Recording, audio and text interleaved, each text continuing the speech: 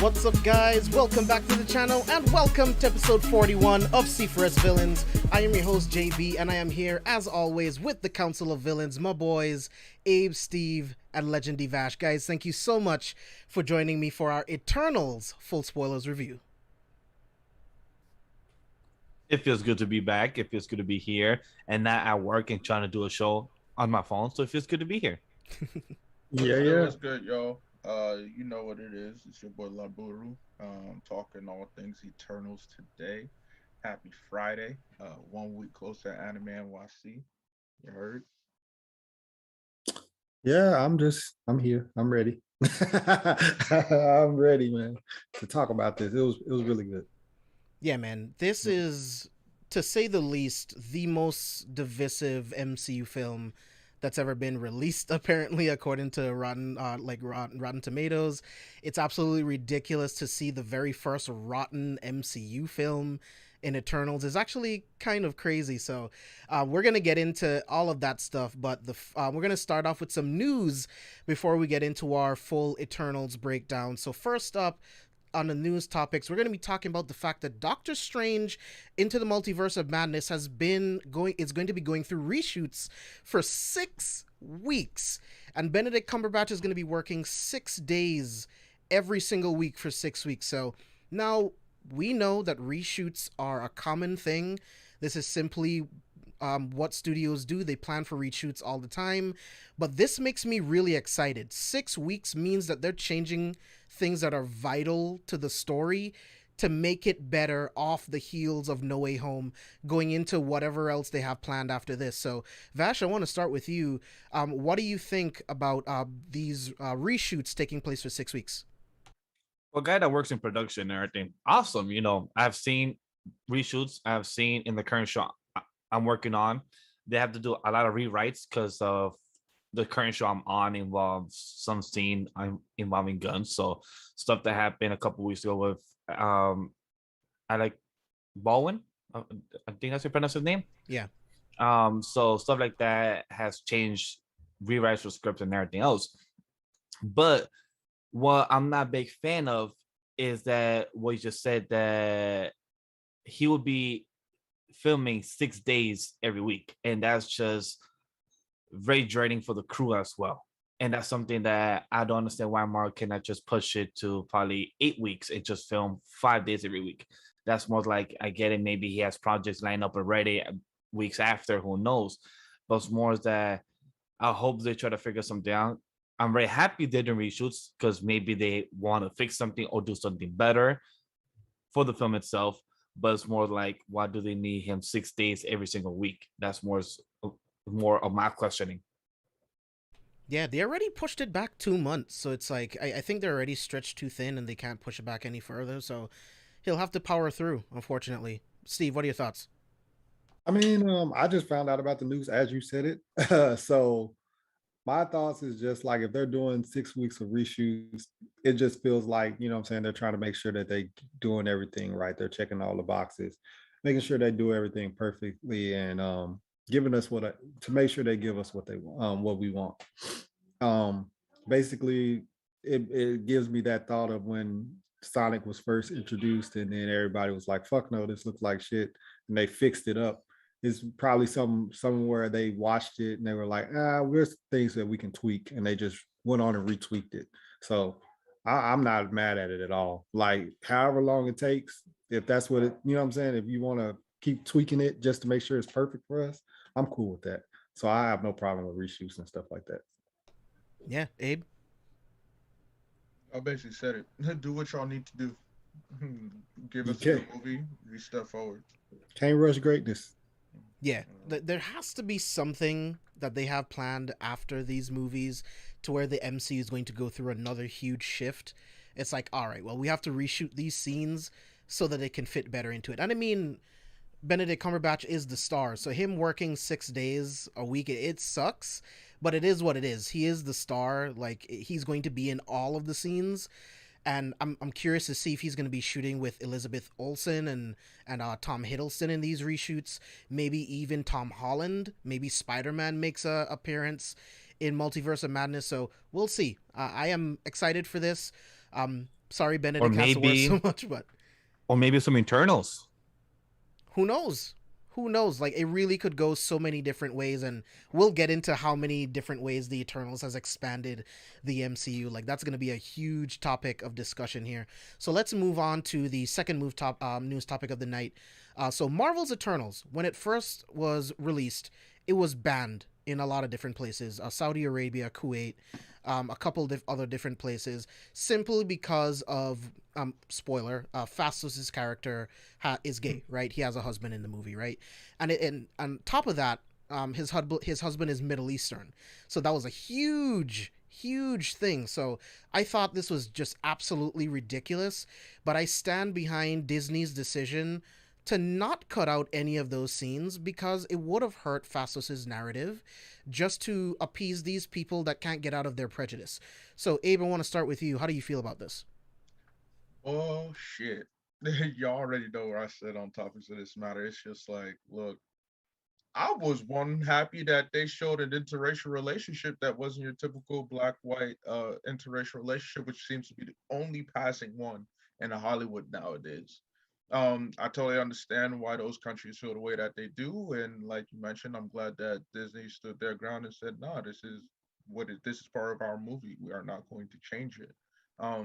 The amount of diversity that was in this film and the accurate representation really, really pleased me. And of course, it's going to upset people. People ranking it as like one of the worst movies, as if, you know, Iron Man 2, Thor 2, Thor Ragnarok doesn't exist. Is beyond me. It's beyond Yo, this Ragnarok slander. I just don't get it. I don't Nah, get it. man, it's enjoyable. Go rewatch it. He's on the hill. He on the hill by himself on that one. He definitely is. He definitely is. I'm not rewatching that shit.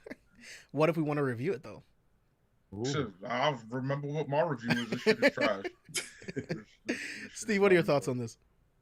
It's very interesting from my standpoint because I've been in Kuwait and I've been to those countries, and yeah, it's weird because it is, I guess, quote unquote, frowned upon. But I've seen some things from that culture. Yeah, it's just weird that it's banned. That's just all I can really say without like kind of like talking about them in general. Like, but from what I've saw, they're down with that type of stuff anyway. So I don't understand why they're making it so they're banning it. It's real weird to me. It's very weird. Yeah, Vash. It sucks, but like you said, James, I'm glad Marvel did not take any of those scenes out just to have it in those theater in those countries and make the profit. So I'm glad they stuck by the ground and just, hey, all right, cool. You're gonna ban us. We're just gonna keep it still in some theaters in other countries. It sucks what it is, but that's the point of the storytelling, and that is what they want to show, and I'm glad they did. Yeah, man. I'm really glad they didn't take that stuff out because I mean, it's just ridiculous, man. Like, I don't know when we're gonna get to a point where people can just get over these prejudices and just like enjoy cinema. Like, you don't have to believe in it. It doesn't have to be a part of your lifestyle, but it's in the film. It is a part of this character's journey throughout this film, and it is what it is. Like, just get over it. That's how I feel about it anyway. But let's dive into the film itself. Eternals was directed by Chloe Zhao. It was also written by Chloe Zhao, also written by Patrick Burleigh, I believe is how it's pronounced, and Ryan Firpo. I thought this film was well written, well directed. My issues with the film stem from more like plot things that happen throughout the film, and we'll get there. Eternals is currently sitting at a 47% critic rating with Which is 334 wild. reviews, and an 80% with 5,000 plus verified ratings from audiences. So audiences and critics are extremely divided on this film. Critics are even more divided on this film, and I can't wait to talk about all of that stuff. So for you guys to know, we haven't really talked about Eternals at all really amongst ourselves. So this is going to be really fun, going in completely dark, just breaking down this film, and we're going to be doing it a little bit differently than we usually do. So because this film kind of jumps around a lot, and because of the divisiveness, I kind of want to focus on a couple different key areas. I just want to focus on our thoughts on the overall story, the thoughts on how the Celestials, Deviants, and Eternals fit into the universe. We're going to be talking about the production quality, including the cinematography, sound design, music, and visual effects. And then we're going to break down each individual character, talk about our favorite moments from that character, our favorite things about that character, things that we don't like, that kind of stuff. And then we're going to wrap out our review talking about our favorite moments. So let's get into it. And Vash, I want to start with you. What are your thoughts on the overall story of Marvel's Eternals? Well, for those that don't know, I literally just came out from the movies less than like 2 or 3 hours ago, and I was actually pleasantly surprised and entertained. I don't have too much backstories of the characters from Eternals in the comics. I know a bit of them from small comics I read throughout my lifetime, but I never really did any type of research. I just have known that they existed with among the gods and celestials and everything such. But the story overall really pleasantly surprised me because I didn't expect much from some of the characters, like Angelina Jolie. I didn't expect much from her, but she pleasantly surprised me actually as one of my favorites. And to actually know more about her character, and she was a goddess of war and everything for that. And for the story, there wasn't too much, like James said. Like there's a few hiccups that I feel like they could have improved on, but it's something that they expanded the lore in the grander scale of the MCU, and that's what I enjoy a lot. Because when it came out, I'm like, okay, this is the first time ever as a person that's gone to theater and has read comics, but this is the first time that I felt like I actually want to read more of. Usually I go into theater with actually some knowledge already. And usually when I go with my girl or people that don't know, I'm the one that explains what just happened or a bit of backstory from the comics. This time it's like, fuck, I don't know shit. This time I actually have to do my own research and know more of. And that was actually very fascinating for me on my end. So I actually enjoy overall the story and what Marvel did to actually step out of their more of their what's the word uh, of their comfort zone, like to actually go more into the lore of Eternals. Because I've spoken to some people find it boring, but it's because they're not really intrigued into this type of cosmic type of story. And hopefully it gets more people entertained to actually look back to these movies and actually be more intrigued to it once they know more information years from now. Which is crazy to me, dude. Like, this film fills in like 7,000 years of history into the MCU. The fact that Thena essentially inspired Athena and all of these other things, and we'll get into it, the way that Phastos was actually the one that played the role that Oppenheimer played in the development of the atomic bomb. The way the Eternals play into it all. And we'll get into that next. But yeah, that's crazy that some people found it boring. Steve, I want to start. I'll continue with you. What are your thoughts on the overall story and plot of Eternals?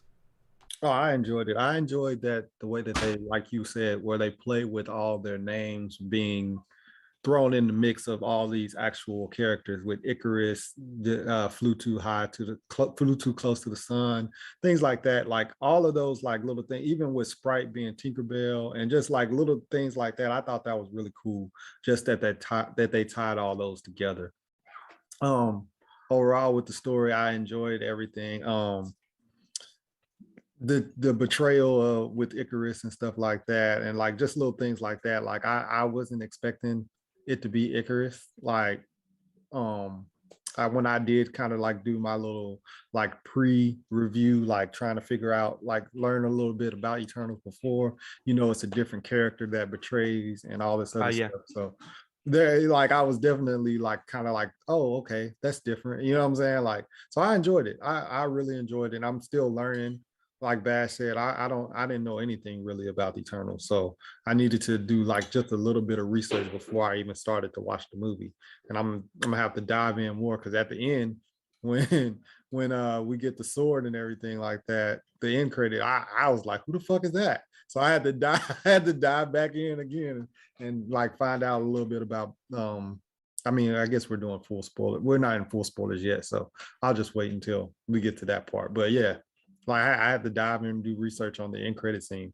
So like I really need to go find out more about the Eternals, like Vash said. Yeah, Abe. I enjoyed every bit of the movie. I thought the pacing was overall good. There were certain times where I'm like, all right, you dragged a little bit. Certain times where you kind of just ran through that joint. But overall, it was pretty good. Uh, Enjoyed basically the MCU giving us the origins of our pantheons as we know it. Um, for those who, you know, well, it just seems common sense by now, knowing that the Eternals inspired a lot of what we know as ancient history in regards to gods and mythologies. So that was pretty cool to explain it. Each character, the dialogue was one of my favorite things about the movie. Each character, when they spoke their bit, they were making sense, in regards to why they had that stance. Looking at what Sprite said, looking at what Ikaris said, um, I felt like no line was really wasted with any of the characters, even a deviant. Even though the deviant was probably the one thing that, the one flaw, a major flaw I have with the film in regards to it would have been nice to get more into that, especially with how they kind of sped his development and made him seem like, oh yeah, this motherfucker, this is eternal killer. But overall, again, enjoyed the film. I'm really looking forward to breaking it down with you guys. And of course, I'm gonna have to talk about Ikaris because some people got misconceptions about my guy. So Yeah, my overall thoughts. I love this movie. I think it's really, really well done. Like I said, I love most of the Eternals. Some of them I don't feel were well fleshed out, but that's why there's going to be sequels and other appearances and stuff like that. Much like you, Abe, one of my biggest issues with the film is with the Deviants. I felt like there was something really, really cool there that was just left on the table and just completely written off, actually, and it was just they didn't take care of it. I didn't think. This is a 2 hour and 40-minute movie, and I feel like in some ways you could have just added just a little bit more developed to the Deviants, because in the end it kind of makes them feel cheap. This film is also supposed to be a superhero movie. I'll be honest, outside of maybe 2 or 3 whole sequences, the superhero moments didn't feel that big to me. They didn't feel that flashy or interesting, and they should when you're introducing Eternals. So What's crazy? go I ahead. didn't feel like that. I actually liked that this film felt more character based. I actually enjoyed that this film was trying to feel these Eternals that were like very advanced type of robots, but felt very human type of vibe instead of feeling very superpower. I actually like that more. So I agree with that. I agree with liking the story being more character driven. I love that. But the fight sequences that we did get, I felt like they could have been better. For Okay, I see me, that. again, outside of 2 or 3 full sequences, I'm like, yeah, that was cool. That was cool. But nothing really like blew me away outside of 2 or 3 sequences. But yeah, man, overall, I really, really liked the film, and some of the things that I really, really enjoyed, we're going to get into right now. So we're going to get into the portion where we're going to be breaking down pretty much the functions of the Celestials. Then we're going to talk about the Eternals, then the Deviants. So starting off with the Celestials, we find out that in this film, before even the 6 Infinity Stones, there was Arisham the Judge, who created the first sun, thus creating the first galaxy, everything forming from this point. So this is contradictory to everything that we've ever learned in the MCU. So it's interesting to see which one of these versions is correct, right? Like, we also learn different things about time and how space works based on like Endgame and Loki. So it's very interesting to see how things work depending on where you are, like on the power totem pole. Go ahead, Vash. I was gonna say, we get our first scroll in an MCU film as well. Well, outside of Captain Marvel. We got a scroll. No, I'm talking about the scroll. Showing the text. Oh, yeah, the scroll. Oh, Got you. scroll. Yeah, because we have only got that like in Star Wars, but now we got it in this, and it's very different because what he said and what the scroll said is more half truth, because not everything that was shown to us is all true, and that's what I find very fascinating. Yeah, that's what I want to know. I want to know what's true and what's not. Was Arishem first? Was the Big Bang first that created the Infinity Stones? So I love that we're in this like limbo state where we're not sure what to believe, what's true, what it is. So I really like the function of the Celestials, to where celestial seeds were sent to billions of different planets across the universe, and pretty much Eternals are born from life being flourishing on each of these individual planets. So Abe, I want to start with you. How do you feel about the Celestials' function within the universe? Bro, I mean, it is one of the most creative, illest, but chaotic ways to bring about the death of powerful beings like this.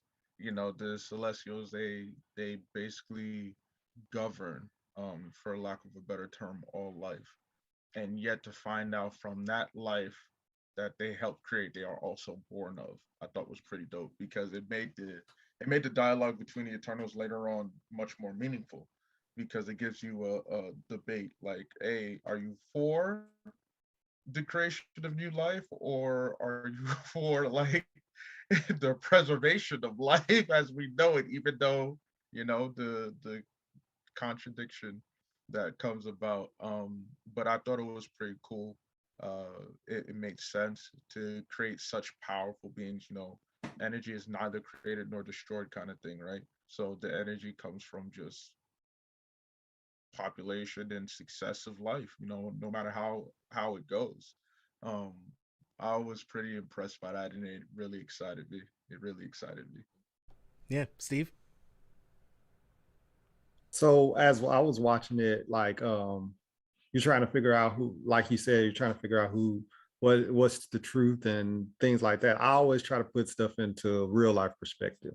And it's like we have people that believe that the Big Bang was first, and then there's people that believe in religion, they believe in God and all this other stuff. So I think that they're not going to actually tell us who's right and who's wrong, because it's all going to be ambiguous, the same way that we feel, like how some people feel like there was a Big Bang and the universe started, things like that. And then some people believe in religion, they believe that God created everything and things like that. So I don't think they're going to actually tell us at all. I think it's going to be ambiguous, and it's going to be from certain people's perspective.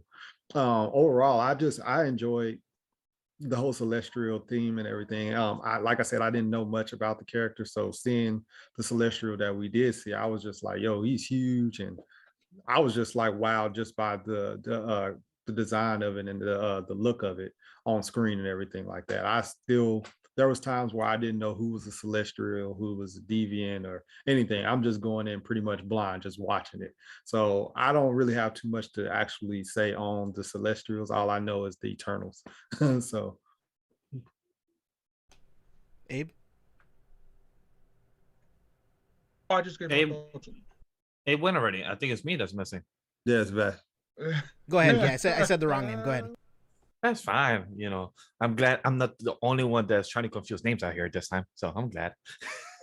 But I like how they show of how the Eternals are made, because it remind me a lot of how the clones over in Star Wars are made. So it kind of remind a lot about that, because just being, instead of having a planet, they have a little test tube, just being made with the Eternals and everything. And then about Celestials, I love how people are starting to notice that like how big they are, because Rob even said that like they're big as fuck. And also like people forget that Ego, the living planet, is a celestial as well.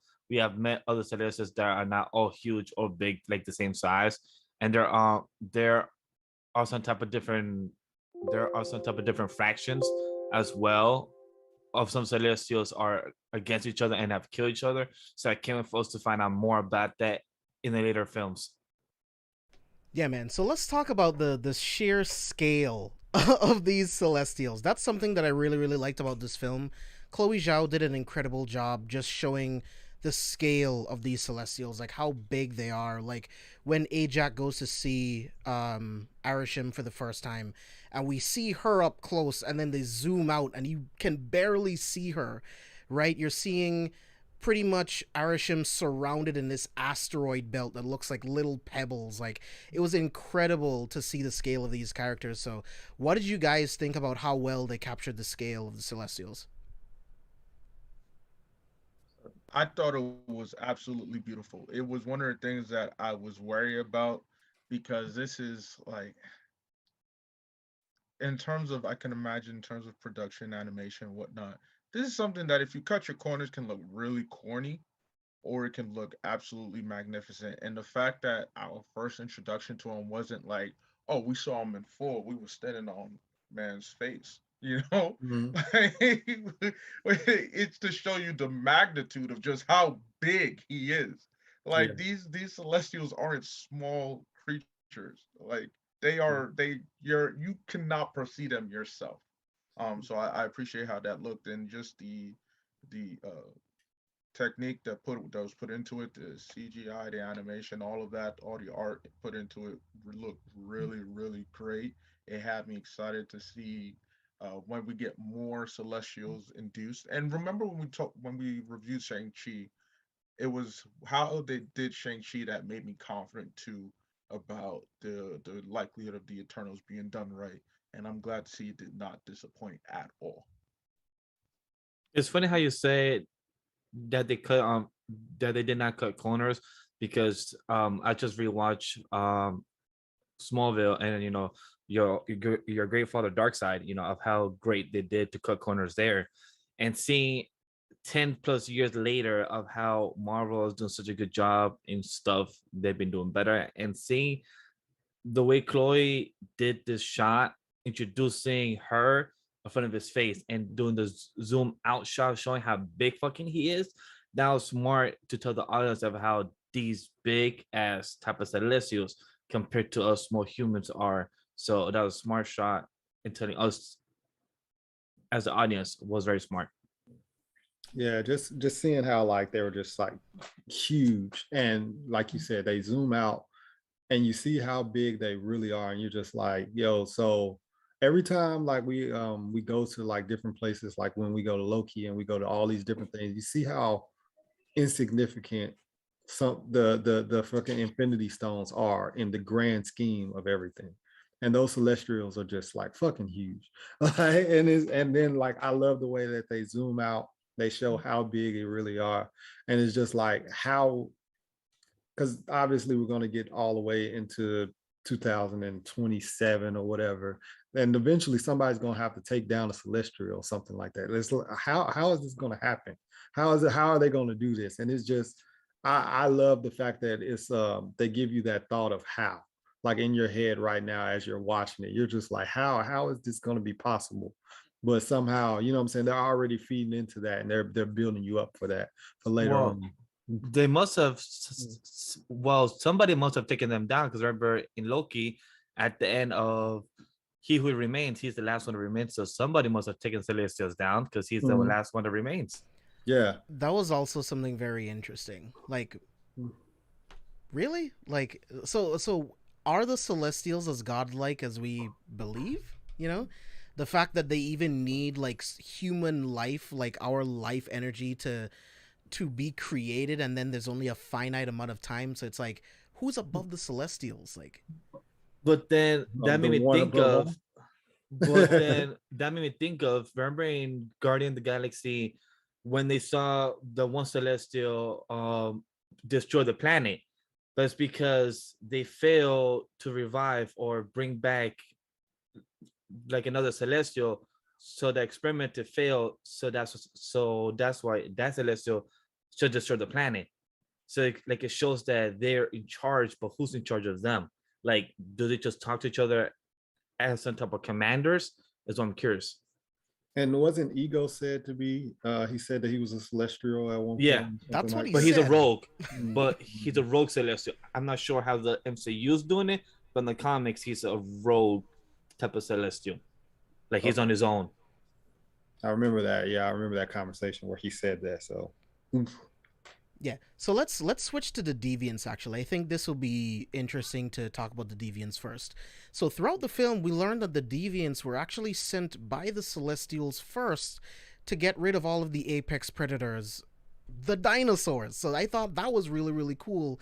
The fact that we learned that the Celestials are responsible for the annihilation of the dinosaurs to prime the planet and get it ready for human life to form in order for more celestials to be born. So how did you guys think about that when you found out that that was the actual purpose of the Deviants and they were created by the celestials? Abe, I want to start with you.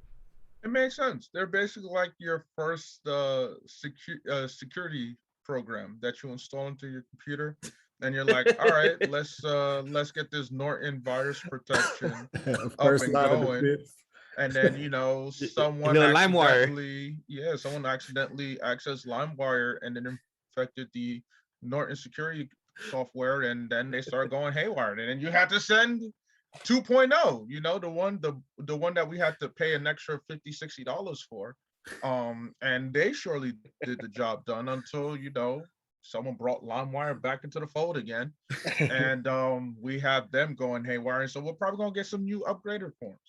But it made sense in regards to the Deviants. I like the idea of making them monstrous rather than having the idea of let me form like humanoid type figures. For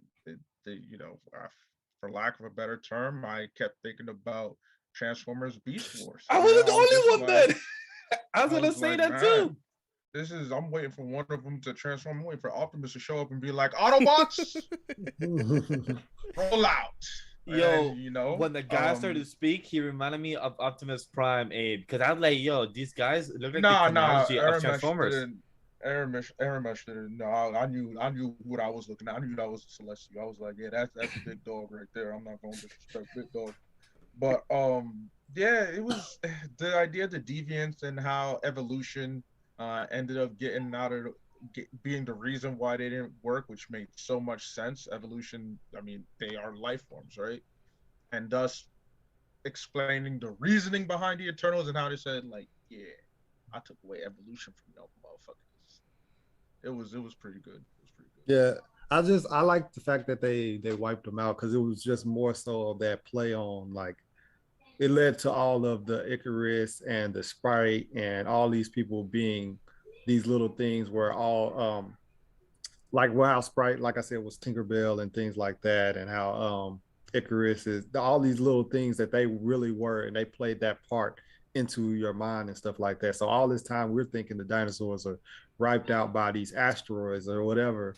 You know what I'm saying? And in reality, something was sitting down. Oh yeah, it was the Deviants. You know what I'm saying? Instead of some asteroids or a comet or something like that. So I thought that was cool too. Just that whole play on how our thought process. They're using real world or real events and making a story out of it. And I thought that was cool.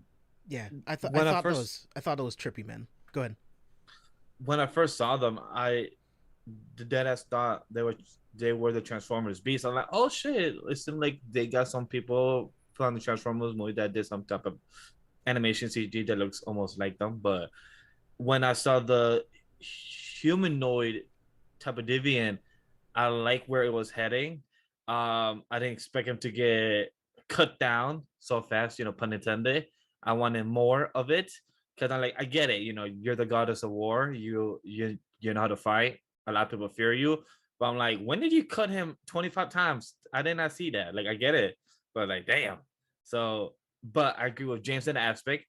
They wanted more of these type of Deviants We had some cool attributes of them. You know, one flew, one had some type of tentacles going on there. One had little beast form. So like we had some cool attributes, but felt like a bit of type of a side story, you know, little side mission quest for these type of Eternals to kind of take them out.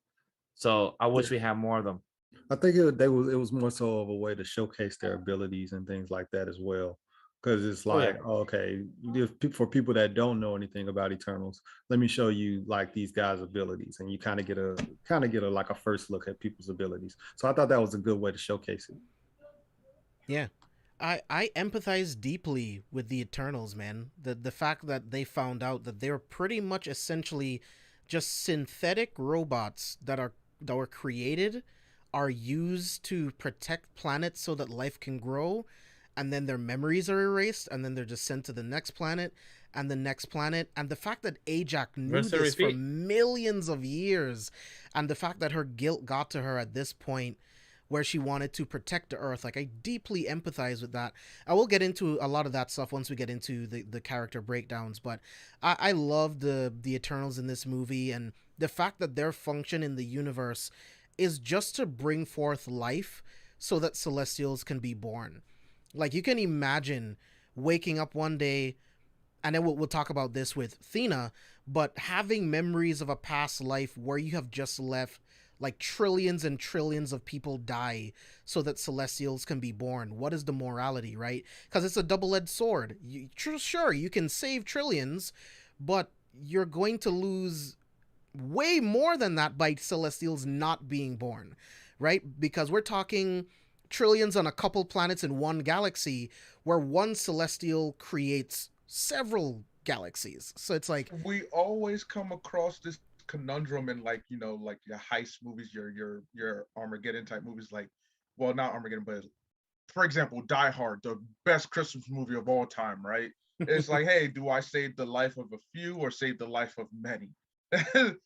We always deal with those movies in like, I can either save this one guy, and usually it's a romantic interest or some shit like that, or I can sacrifice a couple pawns and save the group. Now it's like, yo, I could either save a planet or allow hundreds of more planets to actually exist. What a way to really increase the gravity of the situation. Whereas, and this was a huge scale. Yeah, for some of us, you say like, I'm just one of many. Like, I feel insignificant in that, so I don't really perceive a big picture like that. But talk about, this is big picture as it gets right here. And I love that it split the Eternals up, because it showed, well, one, Aramesh said that he took evolution away from the Eternals, because that's what he realized his mistake was. But then for the Eternals they still kind of evolved, and in terms of having that human interaction and whatnot. So it's like, Aramesh, your plans still didn't work. Evolution is inevitable. That's what it's telling me. Evolution is inevitable. And that dichotomy between all the different Eternals. Again, when we first have the first big conversation we had was with Druig, during the I want to say that Aztec siege. During the Babylon. No, not Babylon. Babylon. With the Aztecs. Yeah, that was the Aztecs. Yeah, Babylon is when, like, we got them all really together and they established where their kingdom. That's when we have Ajax's first meeting with Aramesh. Oh, okay. During the Babylon attack, during the Aztec attack, Druig is like, I could make all of this just stop. Like, easily. and I understood that and relate why he left, because what he said to them, saying that, don't you understand what pain this does to somebody that could change this, but you're telling us that we can't? I understood that. It's like, damn, you deadass do have the power to stop chaos, human war going on, but you can't. Like, I can't imagine the pain he has gone through, and saying that he's struggling to control his power. And I'm like, I understood why he left. I understood why he went away from his family and just went on his own, because any normal person will go through that. In a sense, it's almost like he feels useless, because it's just like, everybody else can still kind of use their powers a little bit. But he can't. I can't do anything. So he's like literally like useless in a sense. You know what I'm saying? He just feels useless. So I understand why he would leave. You know what I'm saying? So as I was saying, I just viewed Druig when he had this conversation. I wouldn't say no, he was useless because he knows he has the power to, but the fact that it is not obliged because it's saying they're Ajax and all of them, we can't interfere. We have to let them go. It's like, whoa, even Phastos had this conversation. It's like, I'm making them the steam engine. He's like, whoa, that's way too advanced right now. We gotta tone it down. He's like, all right, well, the plow, because it plows things. I just felt I love his reaction. Druig, when Druig spoke, it was so impactful. It was so reasonable. It was so logical, and not just logical, but it had that emotional component of frustration. We all have this feeling of what if we could do more? What if it was in our power? It's a common trope that we have with Superman, for example, is if Superman wanted to, he could really set everything aside. He could really set everything into place. And a lot of powerful superheroes. So it was dope to see that with Druig. And then, of course, when Phastos spoke, and Phastos just saying, hey, I just want to help societies advance. I know that we can quicken the pace. So why not? Let's do it. And, his whole breakdown when Hiroshima, he was responsible for that. Something very deadly and powerful, and it really shut him off. The Eternals were just so complex and honestly relatable for me. Agreed. Yeah. Any other thoughts on like just the Eternals' role within the movie before we move on to, because I actually think this is the perfect spot to move on to character breakdowns. So Vash, Steve, was there anything else you guys wanted to talk about on the Eternals before we get into them separately? I just want to hear what Abe just said. How Druid, sorry, Druid, the Celestial, what's his name again? Arishem. When he said that he tried to change their Eternals to not evolve, but their bodies didn't evolve, didn't age or nothing. But the mind, he forgot about the mind, and the mind was always evolving. They, grew love. They want to have kids, but they didn't, so they adopted a kid, like stuff like that. They evolve in their mind and mentally and they're spiritually, but they didn't change the whole physically aspect. And I love how with this movie it showed that evolution will always be there no matter what year, plan, and everything. So I just love the aspect in this movie that shows, because these characters each had their own path to go through, but they're all evolved in their own way. Some couldn't let go with some certain love for some people that they couldn't age or look at the age that they were. So I just love that. Yeah. Steve, any other thoughts? Oh no, I think everybody touched on everything. The biggest one where Abe had just said, where he was basically saying they were too big for it. It's kind of like you get a job where you're overqualified and you feel like man, what's my point of being here? Like I can fix all of this stuff. Like hiring somebody that does cybersecurity to fucking just work at a computer shop, you know what I'm saying? Where it's like I could be doing so much more. So that's pretty much how I feel like they felt like they could be doing so much more. They were super overqualified in a sense. Yeah, like that scene where they're all just standing there, like right before Druig's whole speech about during the Aztec War. It's like they're just standing there and they're watching them, and it's like, yes, to some degree, if you constantly interfere and do everything for someone, they never learn anything. They can't truly evolve if you're just giving them everything, right? So to some degree, that is correct. But at the same time, to just watch countless like bloodshed, genocide, never ending, like when you have the power, because like you said, Abe, like I instantly thought of Superman, right? Or any superhero that has that kind of power that could change everything but can't. The Watcher, right? He sees all, knows all in every moment, but he can't change it because it's not his place to, right? So that's something that I think it's really, really interesting with these characters. So let's just move directly into the character break. before that, I do want to just address this one thing. You know, when people are like, I get it. Some people were joking, of course. Oh, Phastos. Well, you could have done something to help Black people avoid slavery or combat slavery. Look, guys. Look, I understand. I understand wholeheartedly. But when a non-Black person is creating a movie such as this, don't expect that. Please, you're just setting yourself up for disappointment. You're just setting yourself up for failure. And then we continue having this conversation of like, well, why didn't that Black character do this where they had the power? It's, well, who was directing it? First and foremost, can you explain that to me? And then two, what ultimately will it do for the story? You know, like at this point, if he did, then the whole MCU has to change. You realize that, right? That everything historical about the MCU changes. Captain America's whole origin story changes. You feel me? Like that whole thing needs to be retconned severely. So please, I beg, let's keep it to trolling. Let's not be too serious about it. Let's not be too critical. For me, it's like it's a non-starter. There is no conversation, right? They were not allowed to be involved in any type of conflict unless deviants were involved. It's fucked up. Slavery was a conflict, right? So they were simply ordered to not involve themselves, right? It is what it is. It's really, really fucked up, but it just is what it is, and it's easily explained. Now, if we're talking about Black Panther, I mean, yeah, the Wakandans could have done something. I blame them. Oh, yeah. I blame them for not helping us during slavery. I blame them. Sense. Phastos, that's a stupid fucking argument. He was literally ordered. He could not, right? So, go ahead, Vash. What are you going to say? I was going to say that if people hope to see something different in the Eternals, maybe see the what if, maybe in season 2 or maybe season 3. They could do something with that to see each of the Eternals do something different in the timeline and change. Just as long as you don't call Tyler Perry to do it. That's all I ask. That's Stop. all I ask. Oh, definitely. Stop. And also, people forget that he was a scientist and a soldier.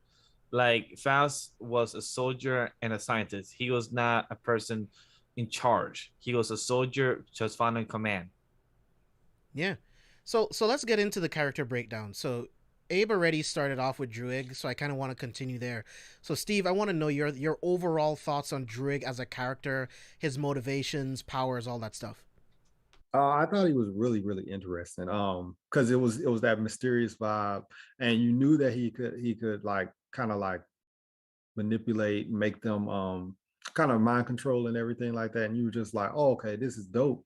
But it was like I enjoyed that they kind of like branched him off, made him go into his own path. He kind of wasn't in the forefront of the entire movie because that power is such a huge power that it feels like it could have changed the movie in a lot of ways. It feels like how like they didn't put Thor and Hulk in Civil War because it was like it's a huge swing. So it was like for him, they kind of just was like, all right, we're gonna make you like kind of go off and do your own thing and we'll bring you in as needed and stuff like that. Whereas if had he been in the movie the entire time, it could have changed some things with that mind control, that manipulation.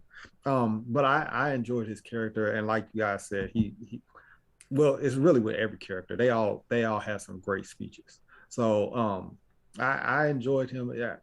It's giving me some ways where I feel like, you know what I'm saying, like in the sense that feels like me sometimes, where it feels like I could be doing so much more, but I'm here doing this. You know what I'm saying? Like sometimes I'm pretty sure everybody has that relatability with stuff that they're doing in their life, where they feel like, oh, I could be doing so much more, but I'm stuck kind of like just in this confined in this little box where I can't do more.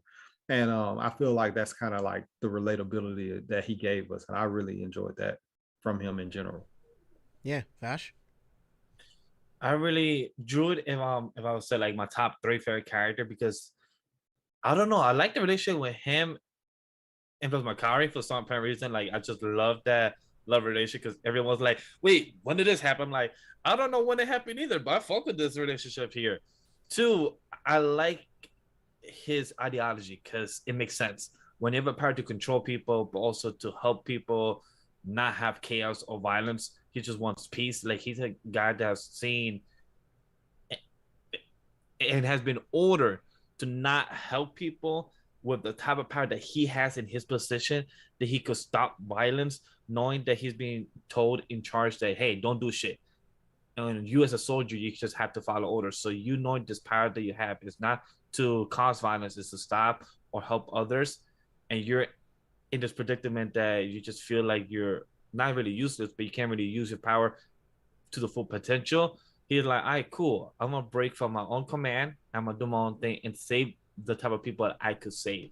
He saved his own, probably less than 100 people, right? Less than 100, right?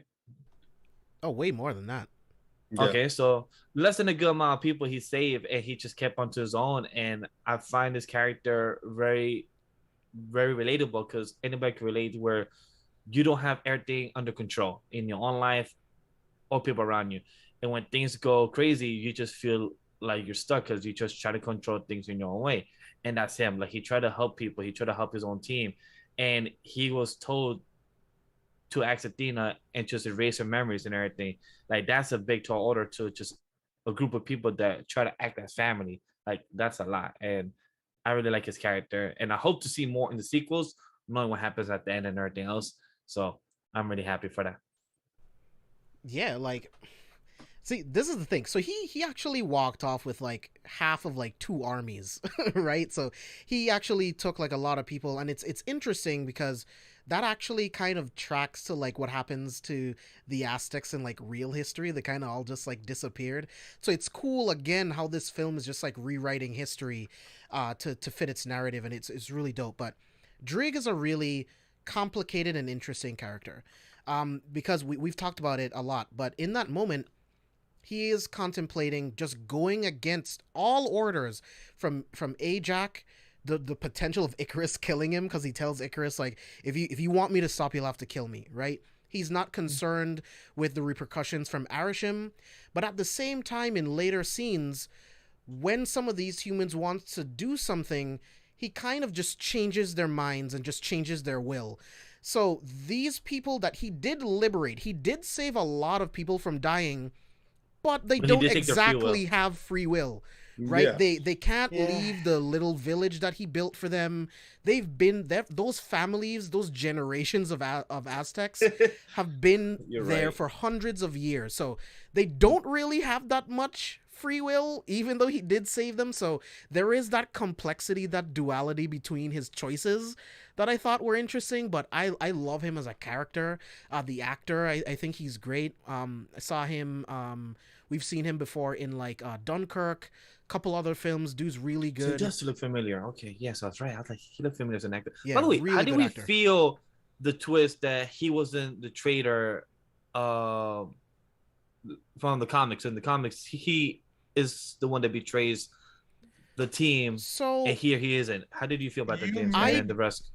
You make a huge mistake if you go into an MCU film and Oh, expect it to run. I'm not saying that I comics. expected him to be the one to betray them again, but I'm saying like, did you like the differences? Is what I'm asking. It made the pan more of- sense for Ikaris in this case, especially since given what Zhao's own inspiration was. She was inspired by Zack Snyder and Justice League, so it just made way more sense to have the soldier of the group really be the one to betray him. But those are my thoughts.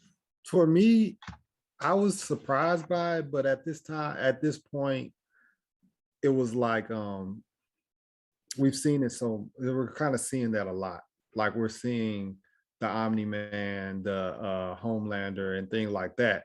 So I was definitely thinking that okay, it's gonna be Druig or whatever, because like I said, I did a little research right before I saw the movie. And then when it was Ikaris, I was like, I guess that makes sense with the time that we're in, where it's just like where it's so many people, there's so many Omni-Man, Homelander. Even we just got the fucking, what's the Superman movie? Injustice. We're starting to get it so often that it's like it's kind of expected in a sense. That's different though.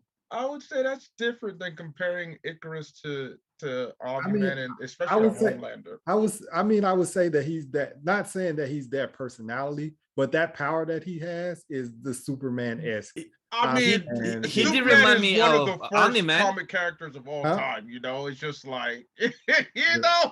everybody's gonna be compared to Superman at some point. But is that unavoidable. like super strength laser beam flying? That I was all like, okay, I guess they're always gonna make, since he's the strongest, kind of in a sense, let's make him the one that's the bad guy. But I wouldn't even say he's. I mean, Omni-Man in the sense of like he adheres to what their duty is. Yeah, again, like a typical soldier. You know, but his existence is to help cultivate and regulate basically the egg of a celestial.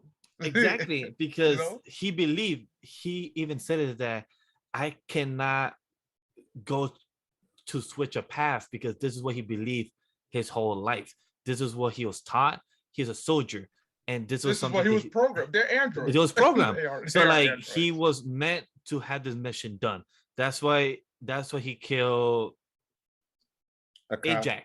Because like he didn't want to kill her, but he knew that, all right, cool, you're gonna betray our master. I need to kill you because this is part of our program.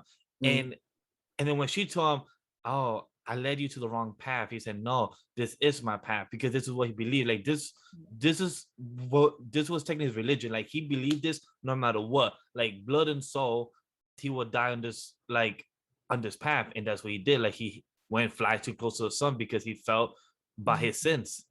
And I just love that. Like this was so symbolic and very religious in that scene so much.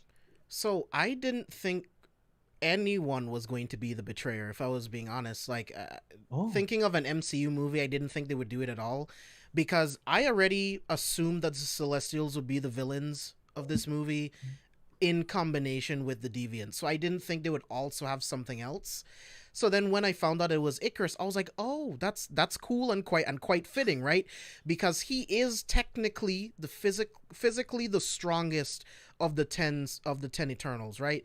So for him to be the bad guy, it would take all of them doing various different things, the ones that are left anyway, in order to take him out. Clark Kent 2.0. They did call him Clark too, which was freaking hilarious. Yeah. So I did. It's Superman. So I did think that was cool. Do I call you Clark? So on the topic, so we're already talking about Ikaris. So let's continue talking about him as a character.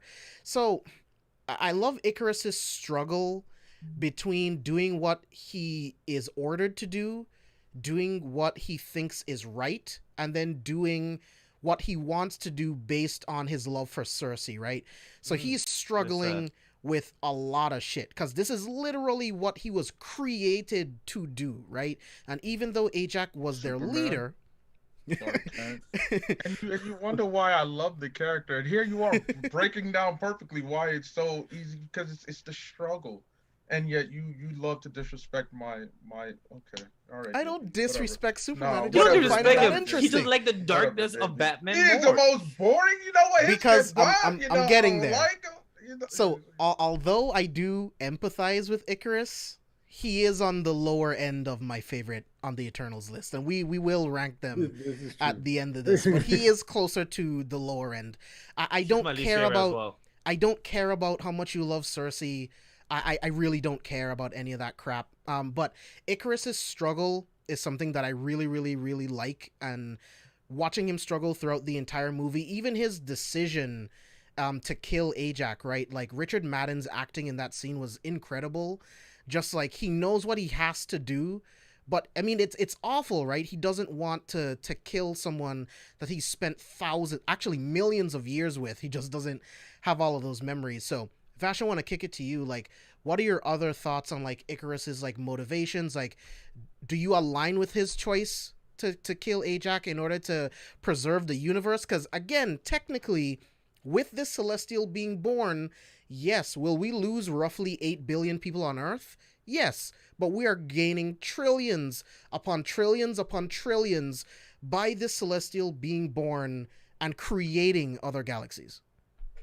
So I'm not a soldier, so I wouldn't understand of how much you would devote yourself to a mission, because that's him. He devoted himself to a mission and something he believed in. Like we said, even Rob even said it. That bothered me. Like, if you were so devoted to your mission and you want to emergence happen, the egg hatch, your Pokeball, your little egg was hatching to make a Pokemon. Cool. But then why bring your team together? But it's because he wanted probably subconsciously he wanted to spend with them one last time, to be with them, see their family, be one last time before the egg pops and then the whole earth go kapoosh, most likely. But as a character, I understand his struggle, like James Well, said. actually, don't mean to interrupt, but it's actually the contrary, right? The reason why he left Sersi was because he had all of that knowledge and he just didn't want to tell them at all. He only showed up because he knew how powerful these deviants became, and he just wanted to keep them alive long enough until the end happened. Yeah. So it's really and you know what? And then I was wrong. We gotta stop looking at it as, I even apologize for saying Ikaris is like a soldier. We're gonna stop doing that because soldier implies that you also have freedom of choice. He is an android. He is a computer system. He is a part of the Matrix. He is an agent in the literally Matrix. programmed. It is his computer program to do this. But thing is, now while there was a bit of evolution, he's like, oh shit, is this love? Oh my gosh. But it's like, hey, this is what I'm made to do. Can't be doing this. This isn't what I'm like. This is fucked up. the semblance, the mirage of free choice and freedom.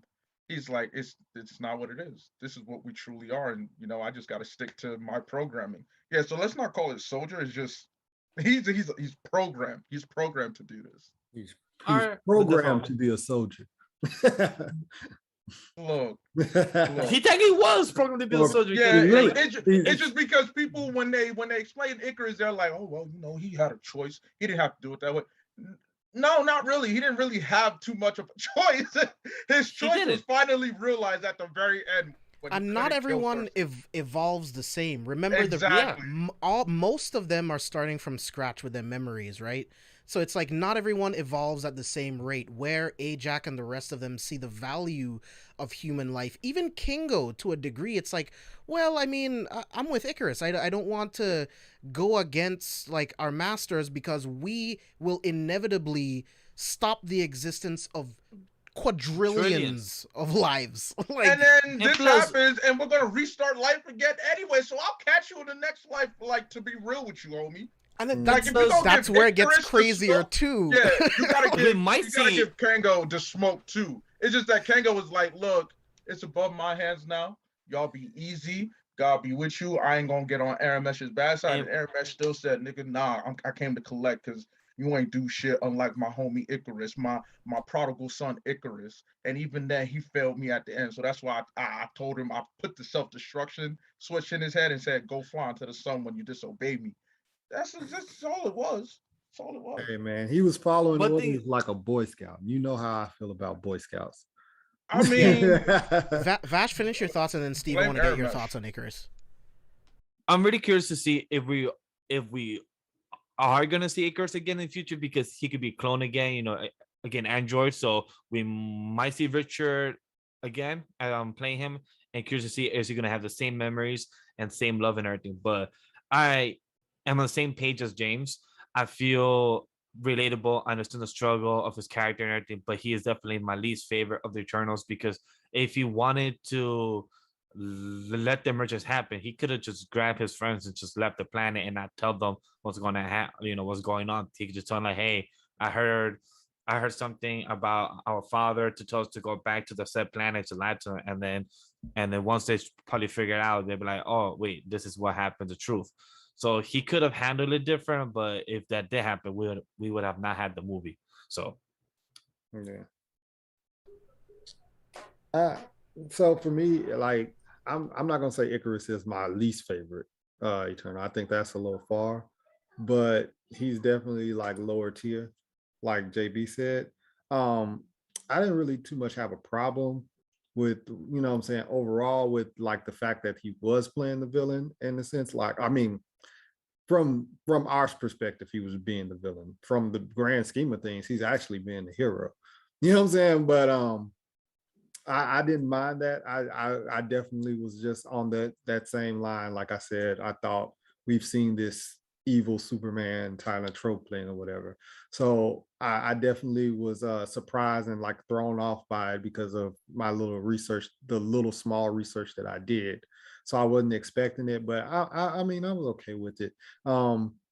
There's always this thing where like love takes place and it like in the grand scheme of things it can get in the way of things, but I guess that's like a movie thing in general where they have to have some form of love interest and everything, which it is what it is. But overall, I mean, I thought Ikaris was, I thought he was a dope character, like overall. But it's just once again, I'm not a super Boy Scouty type person, and him following the rules, like Abe said, he's just following the rules, following orders.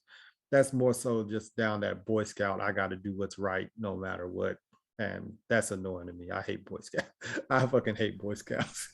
Yeah, I'm not that much of a fan of them either, unless they're interesting. And I think, and I do actually think that Ikaris is one of the more interesting Boy Scouts if I'm being honest, because I'm a big Cap fan. So there's some that I do like and some that I don't. So let's move on to Sersi. I think Sersi has such a deep connected relationship to Ikaris. I think that's a good next transition point. So Sersi has transmutation powers, which is really, really cool in this film.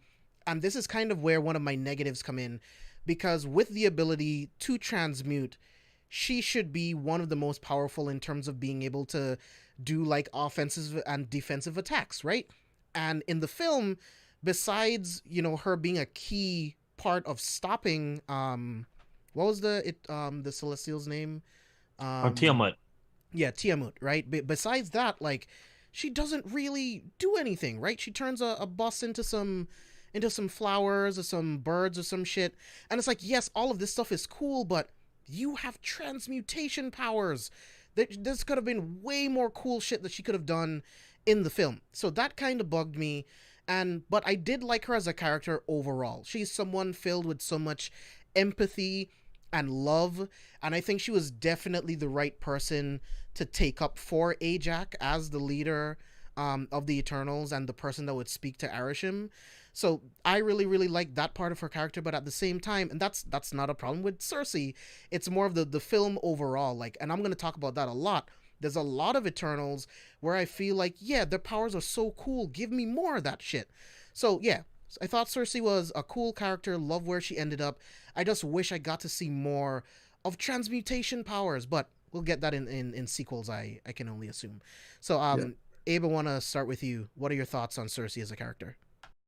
Sersi, I felt that it was better to have someone of that ability to play the role of the bleeding heart. And I don't mean that in any like disrespectful or critical way. I appreciated Sersi's character and her development and just what she represented. It made sense. We needed that person to have that conflict between between morals, what is right, what is your duty, and just the ethics and the morals of your evolution, of your development. And normally when we see that, it's usually a male figure that's in that role, giving them the control and whatnot. But having it centered around Sersi was dope, because then it better explained the relationship with Sprite, better explained the Ikaris dynamic. I mean, and of course Dane. Shout out to Kit Harington, Jon Snow. Appreciate you. So that was him. Yeah, I was trying to figure that shit. I was trying to figure that shit. Yeah, I have not watched Game of Thrones. Oh, you never seen Game of Thrones? Yeah. But like, it just you use social media, right? Yeah. It looked like him. I didn't want to like assume. I just watched him when I was going to check it later. Right now, you know what? We'll watch Game of Thrones right now. I'm gonna go on mute. Yeah, because I mean, you don't have to watch it. It's just, how do you not know? Brian's like, poor Dane. I did feel bad for him though. Like, how do you hold up to someone that's had a boyfriend for 5,000 years? You're bro? Dope.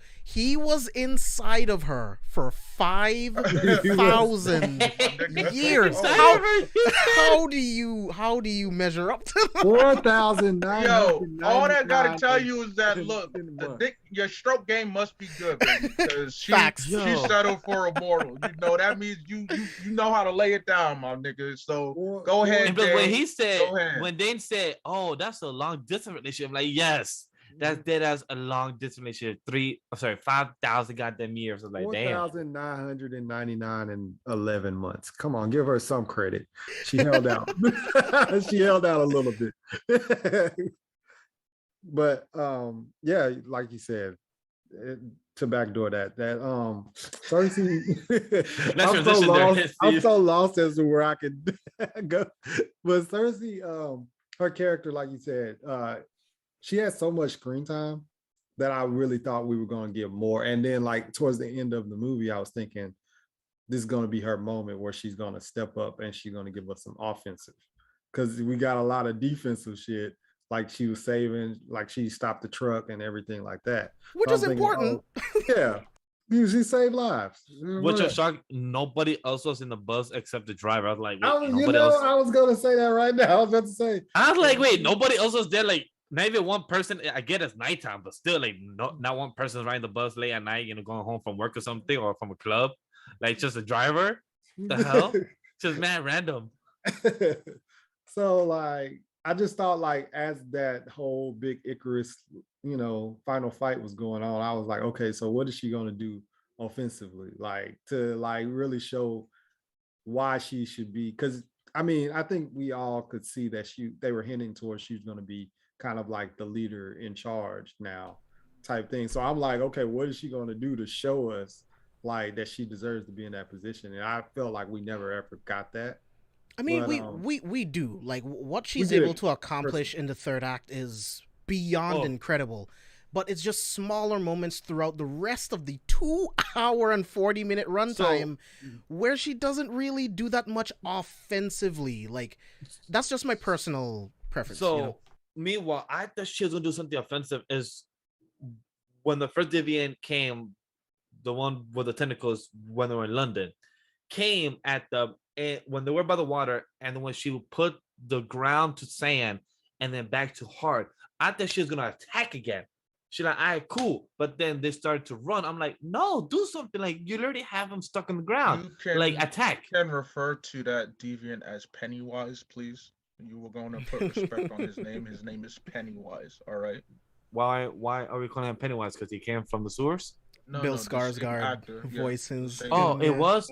Then I know my fault. Yeah. Like even if she like just grabbed the little tentacle and like made that little part kind of like disappear or something, I would have been like, well, she didn't know she could do that. Yeah, but thing is, once he had him on the ground, girl could have grabbed some wood or get it hard, stab him, or like do some type of offensive move. But instead they just run, and I feel like that was mostly her running the first 2 hours, because when they were back in the forest with Druig, girl was running the whole time and doing no type of offensive, because all she did was knock down the tree, got it hard made of stone or something, and then she just kept running the whole time. Like there was no type of offensive attacks. So I also wanted more of her, because like you have fucking chest mutation powers. That's technically what some crazy shit. Edward Elric has done a lot more. Turn the fucking clouds into like rock spikes that like kill one of the deviants. Like something really cool, Steve, man. Like Steve, I'm right though. Like Edward Elric had fucking more transmutation powers, and he was smart with it.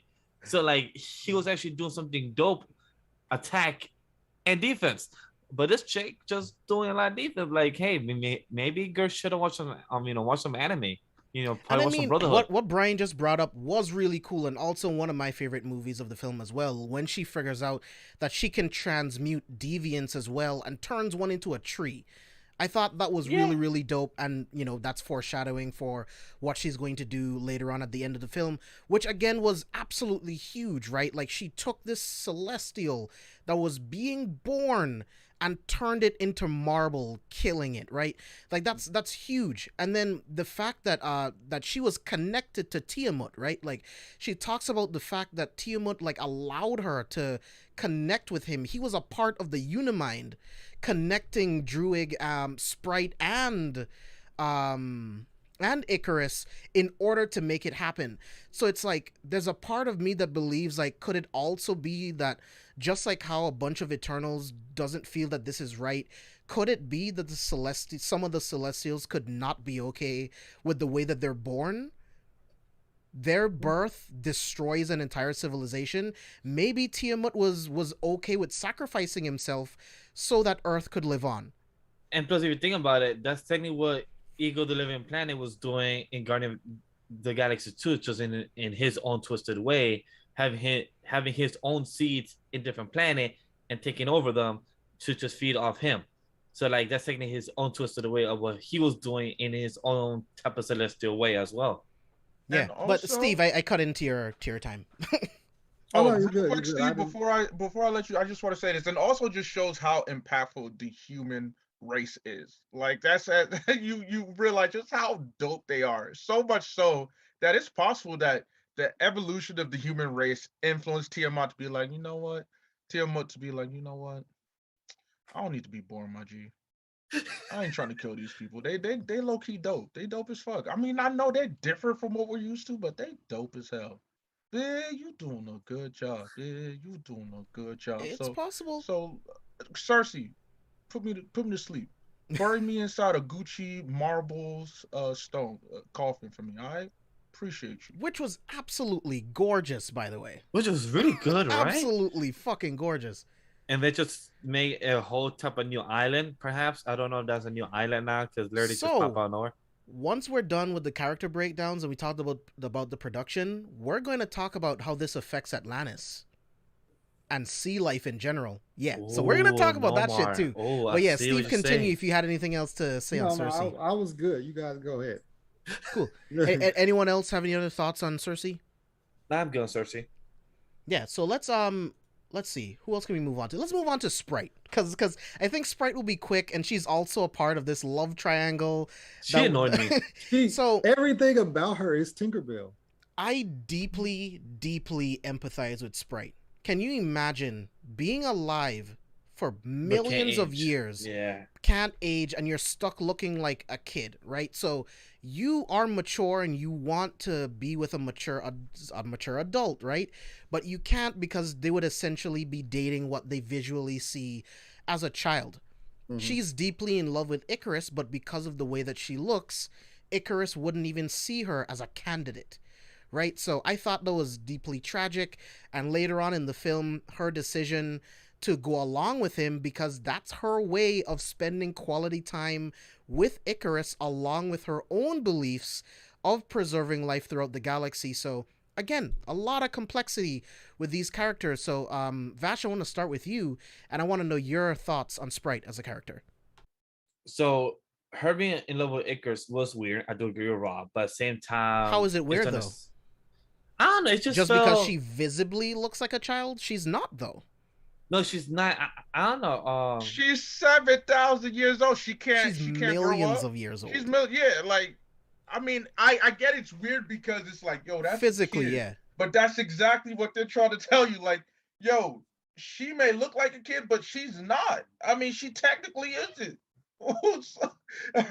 Because her body hasn't grown doesn't mean her mentality hasn't. Oh no, of course. Like I get that. Like for example, like we watch anime and we watch characters that are demons that are 1,000-year-olds, but they look like lollies. No, they do it weirdly, and you know that there's some. No, I know. You know, really, there's some twisted sick shit with that. There is some twisted shit in some of those animes and everything. But to this, I'm not saying it's weird in that sense. It's just more is that it what Steve said and what Kang, I don't know what his name is, or Kingo.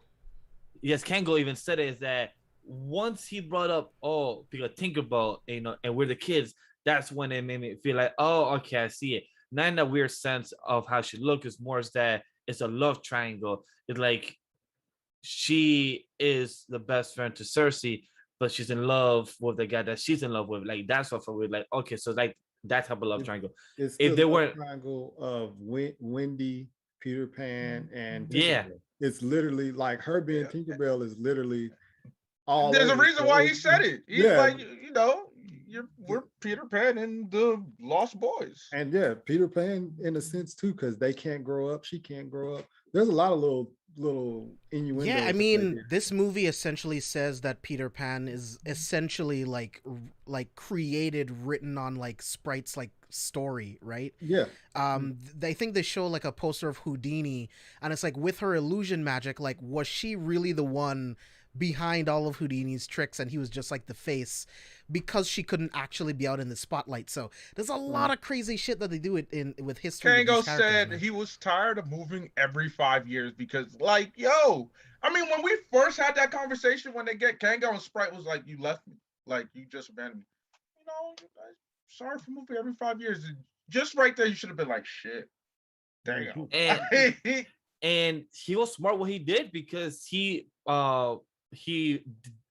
did a history of his own family, aka of himself. So like that was a smart thing to do. But for Sprite, she couldn't do that because of how she looked. Because when girl was at the club, and then when somebody touched her hand, it was an illusion of how she actually looked. And like I felt bad for her because it was sad as fuck, because you cannot have a relationship with somebody because you will look like a child but be 1,000/million years old. So her character, I understand, I just didn't relate and care for much, because sometimes I felt like she is annoying. Like, I get it, she's a girl that fell in love with the guy that she can't be with, so it's more like, all right, cool, I get it, but you're not somebody I can relate to in this movie. But I respect it, and I get it. Fair points. Steve? Oh yeah, I was breaking it down as the same way with Vash, or with the whole Tinkerbell thing. Just things that with her character, her falling in love with someone that you can't have. That's one of those things that they have a lot in movies as well, and things like that. So we get to get a taste of that. And as you can see, when Ikaris is like kind of like, who's coming with me?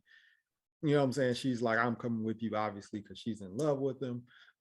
There's like even like the little at the wedding when they take a picture and she's the only one frowning in the picture. Yeah, she's sad. Yeah, she's jealous as shit. Like she's like deeply pissed off, and it's just like just those little things like that. Like, you know what I'm saying? So with her character, I enjoyed her character, and then like at the end where she stabs Sersi in the back, I feel like that's another like metaphor of how she was in love with Ikaris, and she went with Ikaris even though she's her best friend. She's stabbing her in the back. So that's like another metaphor, you know what I'm saying, with inside the story. So I like that. Abe, any other thoughts on Sprite? You're my homie Sprite, yo. She ain't do nothing wrong. Oh. She stabbed her. She stabbed her friend. She stabbed her friend. Literally stabbed her. How could you say that after I just to let a whole planet die? How could you? What? So because she stabbed a friend in the back. Another friend abandoned her for how many thousands of years? But it wasn't. You know, like hey. But it wasn't that friend. Well, so she happy. When you got that long of a history, you got to expect ups and downs. This was just one of their many downs. Unfortunate, but free my homie Sprite. She ain't do nothing wrong. Just a bunch of people trying to get their lick back. That's what it is. All right, so let's move on to another character. We were already talking about Kingo. Let's move on to Kingo. So I really like Kingo. I think he's really, really funny. Kumail Nanjiani is such a funny guy. Like, I will watch any movies he's in because he's just so fucking hilarious. I thought he was really funny in the movie. His like laser finger gun things were fine. Pew, pew, pew. They weren't really that interesting. I was hoping more from that. I felt it was too simple, because I felt like, wait, that's all you could do is just. I mean, he also does like create pistols. Like a Kamehameha wave. That was dope. I thought that was sick, you know, but it's just like, again, I just wish I got just a little bit more cool stuff. Maybe I wish we got more of a cannon instead of a laser throw ball. Like, I wish we got like a cannon. But like, oh, yeah, shit, it was like yeah, cool. Like, it's like, okay, dope. It's a celestial. He's shooting cosmic, energy from his fingers. Pew pew pew pew, finger guns. But it's like. It's not really that interesting to me. But what I did find funny is like, you feeling lucky? You feeling lucky? Yo, Like, look, I'm just saying, Kingo might be the best quick draw in all the MCU. Hey, oh, Oh, So from what I'm hearing from JB probably would have liked a TV series rather than having a movie because of what the of TV Eternals? series. Yeah, because we could dive No. deeper into each character. no, honestly, think so? which is weird. Actually, damn, no. you was wrong as I thought- hell. 'cause the You, way he you was was saying- confident. You was feeling like, yeah, I know. That's what I was got thinking. this, Because man. like the way he's talking, he's like, I wish we could dive more into these characters. This, is that. See, So this is my thing though. Like, I don't need anything to. The only thing I need to change in this Expand. film was for you to reuse the scenes that you already made. Right, all of those scenes with Kingo, just spice it up a little bit more. The same scenes with Sersi, just spice it up just a little bit more. I don't need any extra screen time. It's just the things that they did in those moments, I just felt was a little lackluster, right? It just could have been just a little bit more interesting because we're watching Eternals fight Deviants, okay? Like, it should be a little bit more interesting. And again, we will get more of that in future films, and that's precisely why I don't think it should be a TV series, because Agreed. the Eternals are such cosmic beings. What do you do for an entire TV run, right? How about So- this? A comic, a small two to 6 issue comic, just to give a prequel of what they have done in those thousand years. I would like a comic. A prequel comic filling in some years would be really, really interesting. I will say that. But on the flip side, to play devil's advocate, I kind of like the ambiguity and kind of just being a fan and being like, you know what? I think the Celestials was actually a part of this. They rewrote this part of history and they're a part of this part of history. So I think it's kind of cool to guess, but I would like to see like a prequel comic as well. That would be pretty dope. And how do we all feel about the musical? Because our boy Kingo, What is it? The story of Ikaris or the tale of Ikaris, whatever it was called? the Tale of Ikaris. No, I think this was a Shadow Warrior because this was a trilogy movie he was making. yeah. And Ikaris, but- yeah.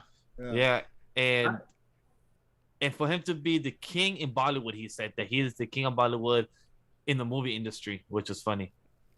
I even like the fact that he's like, instead of saying that he's just him, he's his grandparents and his great grandparents and stuff like that. It was like I'm 5-6 generations. I'm like, how is he getting away with that though? Like, Like nobody asks Cuz about like You're where. racist if you assume otherwise. He could pull that card. It's like, so, like, yes. I mean, we look alike. It is genetic. It's my family. Are you trying to say something? Are you trying to say something? When It works. Like, is he just getting a baby and he's pretending like it, and then he throws the baby away and finds a teenager? It's like, and yeah, he's like, really strong genetics. Yeah, it's just the mom just gets the looks and the father just gets the face all the time. It's a common trope for any immortal being. It doesn't matter what medium you pick up. That's a common trope. It's like, yeah, I just keep playing grandsons, just grandchildren over and over again. It's a lot of tropes in these movies. Was annoyed by his butler / valet. No, I He love was Karun? one of the best parts of the I whole love movie. him. I'm glad to hear that because I heard from some people I spoke to who have seen the film before me, I mean friends, that are not big people in comic books and everything. They were annoyed by him sometimes. I was like, he actually made the movie a bit more grounded when he spoke his lines. When he said it like, I appreciate you and plus thank you for saving us. Like, he was so human, and he didn't see them as gods. He didn't see them as anything big. He appreciated them, and I love them. Oh, he definitely saw them as gods, in my opinion, anyway. But yeah, I love everything that you brought up, Vash. Like, it was very interesting to have him there to ground the movie, because a lot of other films don't do this well. Might sound really random, but if you guys have ever seen the movie Contagion, it has a lot to do with a lot of science mumbo jumbo surrounding like a pandemic. And then Matt Damon's character is kind of like the one normal guy that we're supposed to attach to in the film so that we can feel the connective tissue so that it can be more relatable. But his scenes are irrelevant in the entire movie. Like, he could have been cut out and the movie wouldn't have been any different. But having this character being on the outside looking in, wanting to document the day in the life of Eternals, right? Fighting these cosmic beings and the Deviants, wanting to document it and feeling honored to be a part of it. So I thought that was really, really cool. Yeah, I love that. Like Brian just brought it up. The thing where he had the camera, they break it, and he pulls out another camera. Another one. Yeah, I like that. But back to Kingo, I also love the fact that like he has these quick one-liners where he's like opening the universe in a sense where he's like, "You thought I was a vampire." So that brings in the blade conversation. And remember, I talked about in Thor Ragnarok how the little pitchfork that can kill 3 vampires at one time. Then Loki, Owen Wilson's character, Mobius, yeah. Mobius, he brings up the vampires and stuff. So they're hinting at that. Then also Kingo says Thor used to look up to him. Like little things like that I liked about his character where it was just like, oh, okay, like I like him. You know what I'm saying? Bringing out these little Easter eggs and stuff like that. So, hey, what are your thoughts on Kingo? I enjoyed this opportunity to bring in such a colorful, flavorful character amongst the Eternals, and especially giving us Bollywood. Bollywood is so vibrant, so colorful, so enjoyable just to watch, and you gave us a reason to show a lot of Bollywood, a lot of what makes Bollywood so great. And then even though Kanga was more of like the the comedian of the group, when he spoke and they had the discussion, he was spitting like he was absolutely right to stand by his own decision. He said like, "Look, I love all of you. I agree with Ikaris, but I'm also different from Ikaris. Like, I'm not gonna fight y'all for it. Like, y'all, like Agree. I said, it's above me now. it's in Aramesh's hands. I'm just gonna go live my life, and I truly hope that y'all don't succeed. But I mean, if y'all do, that has nothing to do with it. Again, I absolve I love myself that from the very situation. much about his character because I love how he's in the middle. That he agreed with Vickers, but at the same time, he didn't. He was right in the middle of he didn't want to die either with the planet because he built something, but at the same time, he doesn't want to betray his whole mission. So I love that he was stuck in the middle because of his belief, also with his. I wouldn't really say it was in the middle. His ideology was the same. It's just that he wasn't as committed to action as Ikaris was. Yeah. I mean, it's a really tough spot to be in. I mean, what do you do? Like, even if they weren't programmed in that situation, it's like I have to choose between 8 billion lives and quadrillions of lives. That's essentially what we're talking about here, right? It's like, yeah, sure, I've spent the last 7,000 years on this planet getting attached to these humans, these beings, but you're robbing the universe of new life, new beings, new discoveries. So it's a really, really tough decision to make. So it's like, I'm kind of with Kingo. It's like, well, I mean, it's out of my hands. Like, this is the Celestials' work. Like, this is how the law of the universe works. This is how it all keeps going. So it's like, who am I to make any of these decisions? And plus, when they had the conversation, who can we call for help? Like, I was thinking with the timeline they're currently on, there's no Iron Man, there's no Cap, there's no Thor. Like, Thor's out in space. I'm like, they technically cannot call nobody that they themselves know that they can ask for help. And Doctor Strange, he's busy with his own shit. So like, you can't really ask nobody for help that's actually on a powerful level for you to take this type of celestial out. So it's like, you're technically on your own. So like, damn, they already stuck there. And it's very funny how our boy Ikaris even said like, "Oh, I could lead the Avengers." I'm like, can you really? Can you? What's ironic about that is that he's already killed little girl at this Ajak. point.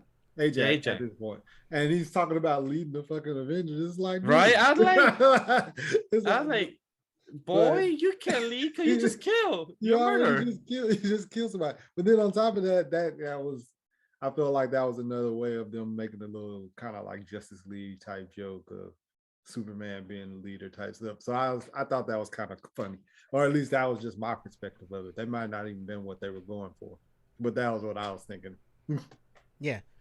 So any other thoughts on Kingo before we move on? No. Yeah, so let's move on to Ajak. Since we're already on that character, I don't feel like there's a lot to say about Ajak, if I'm There being isn't. honest. I do again align with her choice in like seeing the benefit of life on this planet on wanting to preserving it. But again, we're talking about 8 billion lives versus quadrillions of lives, right? So as much as I align with her decision, it's also a rocky slope right there. But I really like Salma Hayek's performance as Ajak. I genuinely felt her as the leader, the mother of the Eternals. I thought she did a great job in the film. There is nothing else that I could really say. Steve, I'm gonna kick it to you. Like, what were your thoughts on Ajak? So Ajak character in general, I enjoyed her character. Um, the same way where you were saying you enjoyed Salma Hayek's performance, I actually was talking to Cam, and I was like, I usually don't like Salma Hayek is gorgeous to look at, but as an actress, she's not really the best actress to me. So in this movie, she actually had a pretty decent performance. You know what I'm saying? Whereas usually I'm like, yeah, like you know what I'm saying. But she's always a good, great to look at. But as far as like her character in general, the healing power and everything like that, I thought that was pretty dope. I like that power. I like that little concept of healing and stuff like that. Um, her finally making this decision to where like she kind of like broke, or she knows that they're losing their memories every time this thing is happening and everything like that. And she has to deal with that. She has She to has to deal with it. carry that burden for Yes. millions of years. So it was understandable that she broke, you know what I'm saying, and she was like, "No, we're not going to do this no way," you know what I'm saying, no more and stuff like that. I thought that was cool. Just the fact that she actually had like she was humanized. It was in a sense of her, being on Earth and being around these people. It kind of humanized her and kind of thing. It's another story, but I forgot that would be spoilers if you guys haven't read, so I can't even talk about that. I can't make that point. But yeah, it's humanized. It was just being humanized and everything like that. Abe, what are your thoughts on Ajak? Well, one, I thought it was a really great idea to portray Ajax's character more so in flashbacks rather than in current times, just because of what her role was. It wouldn't this plot line wouldn't have worked out so well if she was fresh and she was still alive and whatnot, because then it's just like, well, you can't have the Ikaris deception, or more so becomes too low key predictable. At that point, you're looking at Jesus and Judas, because that's really what it's gonna come down to. Icarus Facts. being Judas in Big this facts. case. Um, but as you mentioned, and Steve, you're right. When it comes to Salma Hayek as an actress, she's a gorgeous, beautiful woman. Has had an illustrious career. But you look at her big roles, and the ones that she's most known for is more so for about sex appeal. Like From Dawn Till Dusk, one of my favorite. Also, honestly, I'm Desperado. surprised we didn't put From Dawn Till Dusk on the Halloween Desperado. list.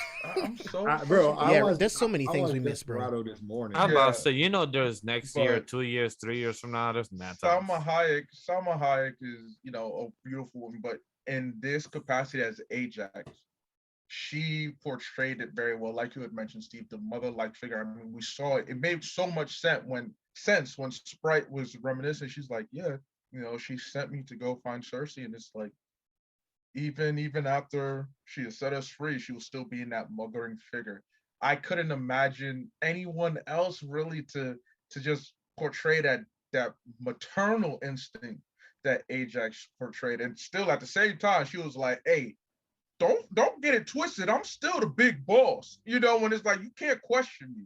I said what I said. Go out, be fruitful, multiply, enjoy life, have fun experiences. I give you my blessing. Fly, fly, fly.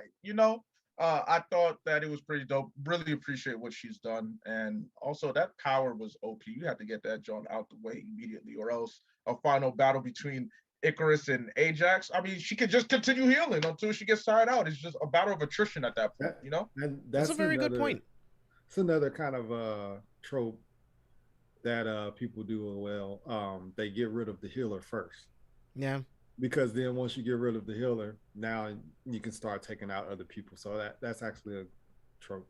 It's also quite tactical, and it's also a reason why I felt like they left so much cool shit with the deviants just sitting on the cutting room floor, dude. Like the Crow got Ajak's healing ability, and we'll actually talk about Gilgamesh next, and then got Gilgamesh's strength, and then we learned that he also gets their powers and their memories, right? And then he learns all of these things. He becomes more sentient. He builds up this resentment for his creators, and then for the Eternals to feel like they're liberators when they're actually just the same as us, just, you know, with their free will removed, right? So it's all really, really interesting there. But let's move into Gilgamesh. I really like Gilgamesh. This character was really, really cool. Kind of the same problems that I've been bringing up constantly. Like, his power was not used well, man. Like, yeah, he punches a couple things, but that's it, bro. Like, I thought it would have been really cool to have him, like, I don't know, like a speed punch scene, like against one of the, like a ground and pound with one of the deviants, just like absolutely annihilating it with his punches. But is it cool that he can do like a one punch kill? Yes, but visually it's not really that interesting. And then we get to a point where he fucking dies because obviously he's trying to protect Thena and defend himself, right? From both of them, because Thena is going through mad weary, and we'll talk about that once we get to Thena. But it's like, again, he just kind of goes out like a bitch, and I'm like, this is Gilgamesh, bro. Like, he's so, like, physically strong and powerful. So, Vash, I'll kick it to you. Like, what were your thoughts on Gilgamesh? He was adorable. I just love him wearing the whole type of baby outfit. That's a lot of pride for you to wear that on set and just wear that and just be proud of that. And him cooking the pie, him just enjoying living by herself and everything. Shocked that he just protected her, not actually fell in love with her. Like, maybe he was actually in love with her, but they didn't actually move forward with their relationship.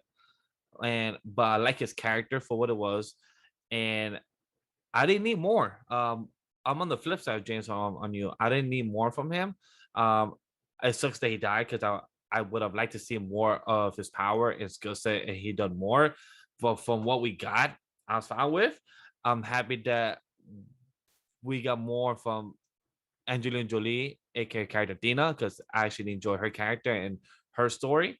It was a bit rocky, but I feel like they got it to where they want it, and hopefully they do more of it in the future. But with his character, it was dope. I like his power. I wish we got to see him more flesh out, but for what we got, I like it. Yeah, Brian, I really like Gilgamesh too. I did like him, but it's just like, I don't have an issue with the characters. It's just the superhero moments, you gotta give it to me. It's still a superhero movie. If you're going to have these beings with these incredible cosmic powers, I want to see them more on display. Especially if you're going to kill this character, right? Like, I'm okay with a lot of these other characters because, yeah, Eternals 2, other MCU movies, we'll get to see them do more shit. Like, it's okay, right? It is a small nitpick for the film itself, but it's going to happen. But Gilgamesh, we might get him to come back. Sure.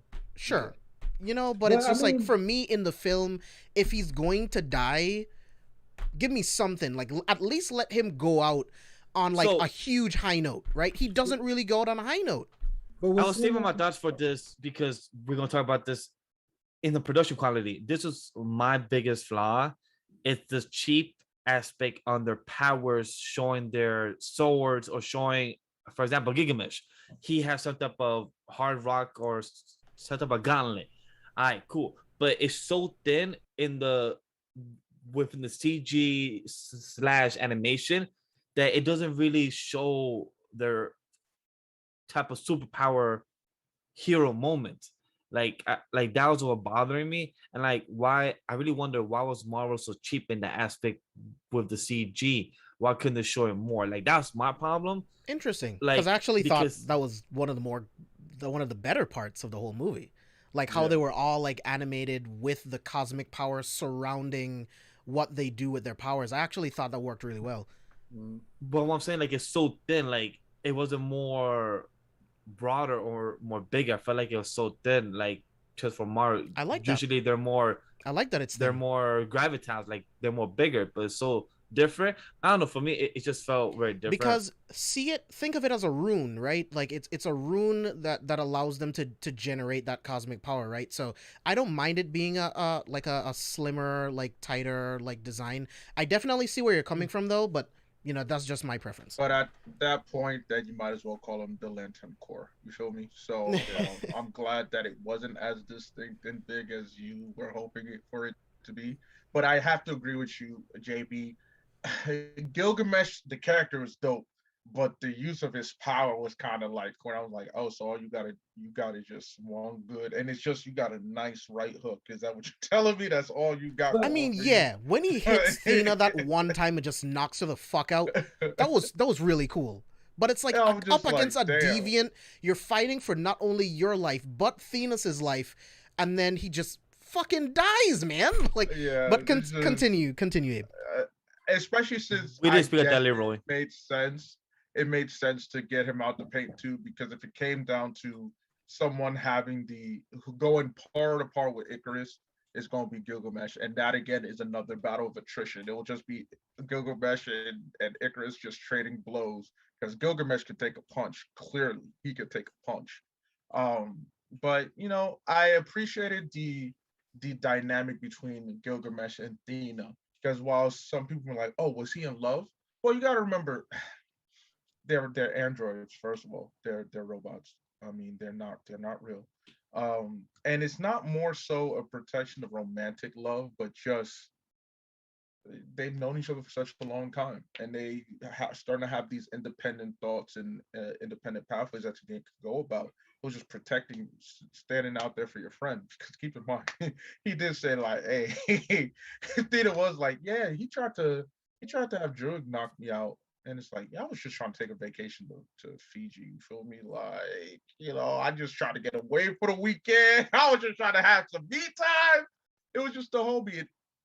I will say this. I'm so glad that the MCU decided to stay true to what Thena represents, especially since he inspires the goddess Athena, the god of war. Athena ain't have no romantic interest, B. Like, she wasn't that type of John. she's the great virgin warrior. Like, you try to, oh, you're gonna get your stain cut off, boy. Don't play with her. And I like that Angelina Jolie's character fit that. I like that she was the one that ended up being the conduit by which we get introduced to Mad Wary, and how she's the one that's like broken in the sense of, oh, she's remembering some of those past iterations of herself when they had to go through this whole cycle of basically birthing a new celestial and just having her snap and then start popping off. It's like, who better than the goddess of war to just lose her shit and start whooping y'all ass? Like, just out of random. Who better than the goddess of war? I loved it. And it fit I don't know, it just fit Angelina Jolie perfectly. She fit this role. She really did a great job. She really did, because I like, not to say I underestimated her, but when A-list type of actors jump into like a comic book type of films, sometimes I feel like they're gonna just, you know, not do a great job, because, you know, it's comic book films, because of what happened 10, 20 years ago. There was just comic book films, so not really as big and important as it is now within the pop culture. But I really love Angelina Jolie. I felt like she did such an amazing job.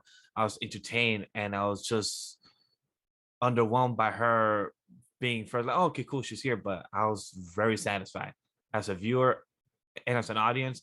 I was very entertained by her. Yeah. So Steve, let me get your thoughts on Gilgamesh.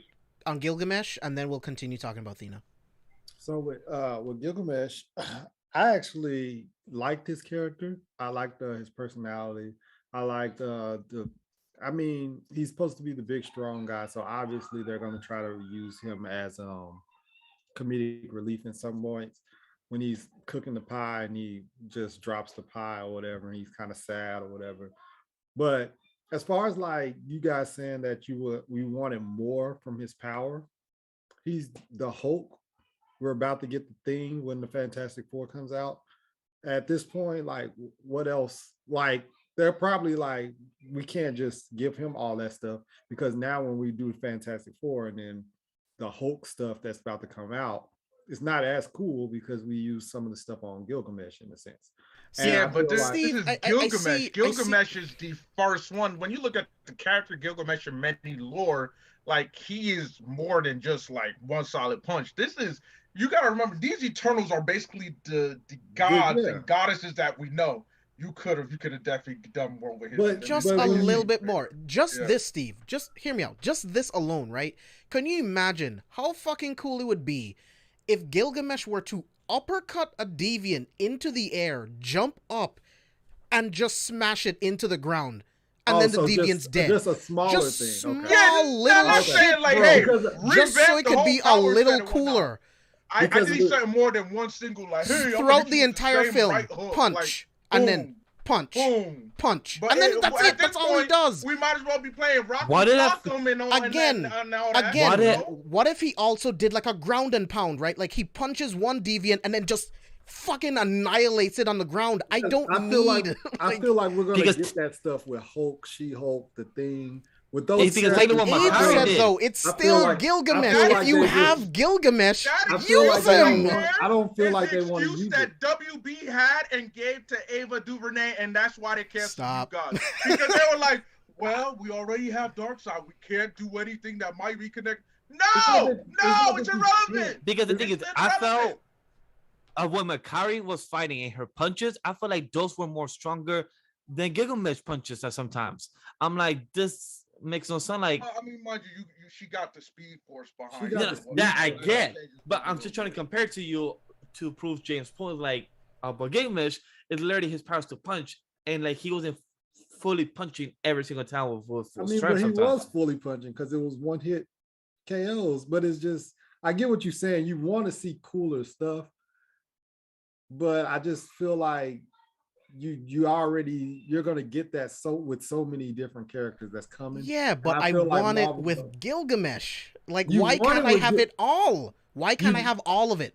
If you're putting Gilgamesh in a movie, why can't I just have it all? Small thing where it's just like a punch in the sky, then punch down. That's cool. Okay, because I'm thinking the kind of shit I'm talking about. Because what I'm thinking is like you want to see something crazy, and then Marvel is like, well, we got these other characters we want to save it for.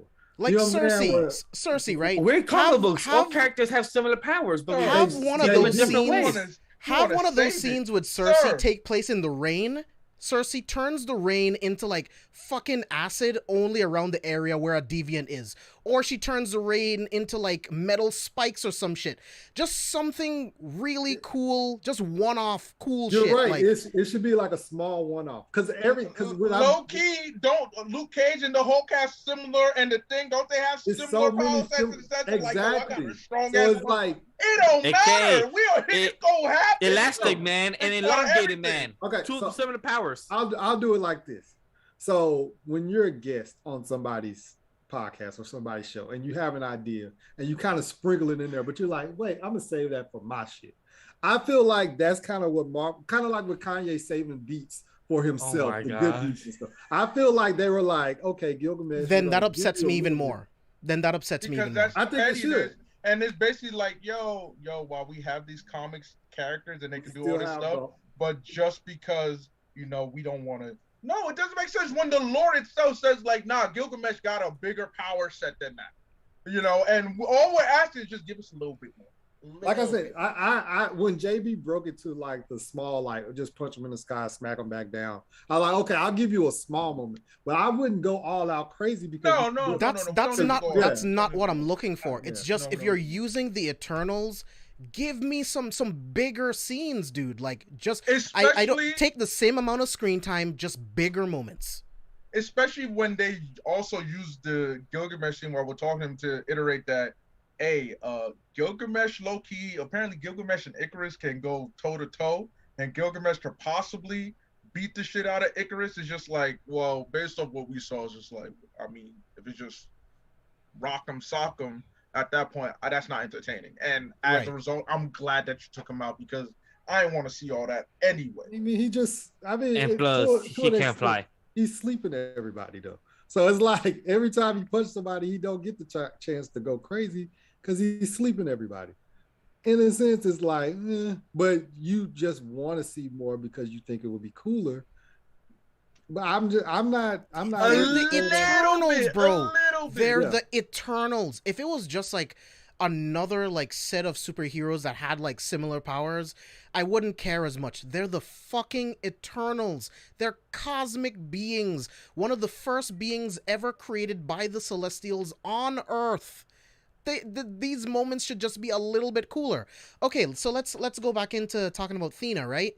Love Thena, loved all of her her fight sequences, and we'll go around and we'll talk about Mad Weary. I'll be so when I first saw it, I was like, I kind of wish Thena created more weapons, right? I kind of wish like it was more than just a sword and shield. Like she can create any weapon out of cosmic energy, right? Something that we saw with Hela, something really cool. We saw a couple different type of weapons from Hela, who can do this a similar thing, right? So I kind of wanted a little bit more there, but it was fine because I know that Thena's going to be in future movies, so that's fine. I'm going to see more of that stuff. But the Mad Worry stuff was really, really cool because to me, that also shows how flawed the Celestials are, even though they're as godlike as we would, like to believe. Because it shows that even in their reprogramming, they weren't able to successfully do it because she still had memories from a few of her past lives, which was causing Mad Weary and causing her to, try to kill, her fellow Eternals. So, Abe, I want to start with you. And I want to know, like, how do you feel about Mad Weary and how it plays into Thena's story in the movie? Like I mentioned before, it made the most sense in terms of making her adding depth to her character, rather than just like, all right, this is goddess of war. All she really hit, she just likes to fight. That's all she wants. You added another dimension to her, and so I appreciated that. Just the glitch in the matrix was occurring in her head, and she was the first indication of it, but we didn't realize it until later. It's like, it's not a disease. It is just you remembering what you truly are.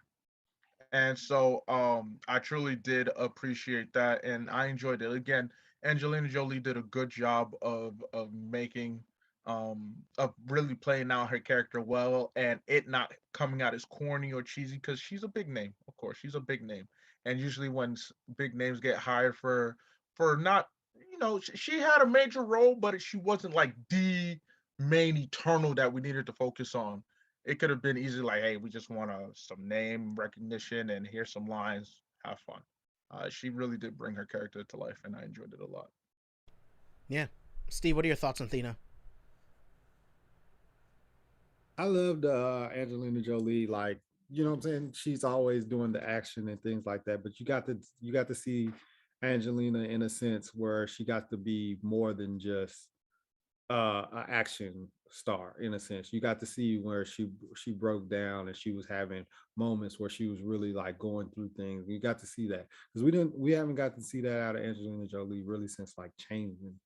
Like for the most part, you just always see her doing some action stuff, Wanted or Salt or something like that. But actually getting to see more, her actually getting to show her range with acting and stuff like that was actually pretty cool. Um, and then I love the fact that even though Angelina Jolie is like the biggest name in a sense, like the biggest name, I love the fact that the Marvel Universe didn't just dwell on the fact that she's the biggest name, so she needs more time, more screen time. She needs to have a bigger role and everything. They still was like, okay, well, this is the character that you are, and you're going to play this role. This is the screen time you're going to get. You're not going to get more screen time just because you're Angelina Jolie. You're not going to, you know what I'm saying? I love that about Marvel and the way that they do that. Actors serve the story.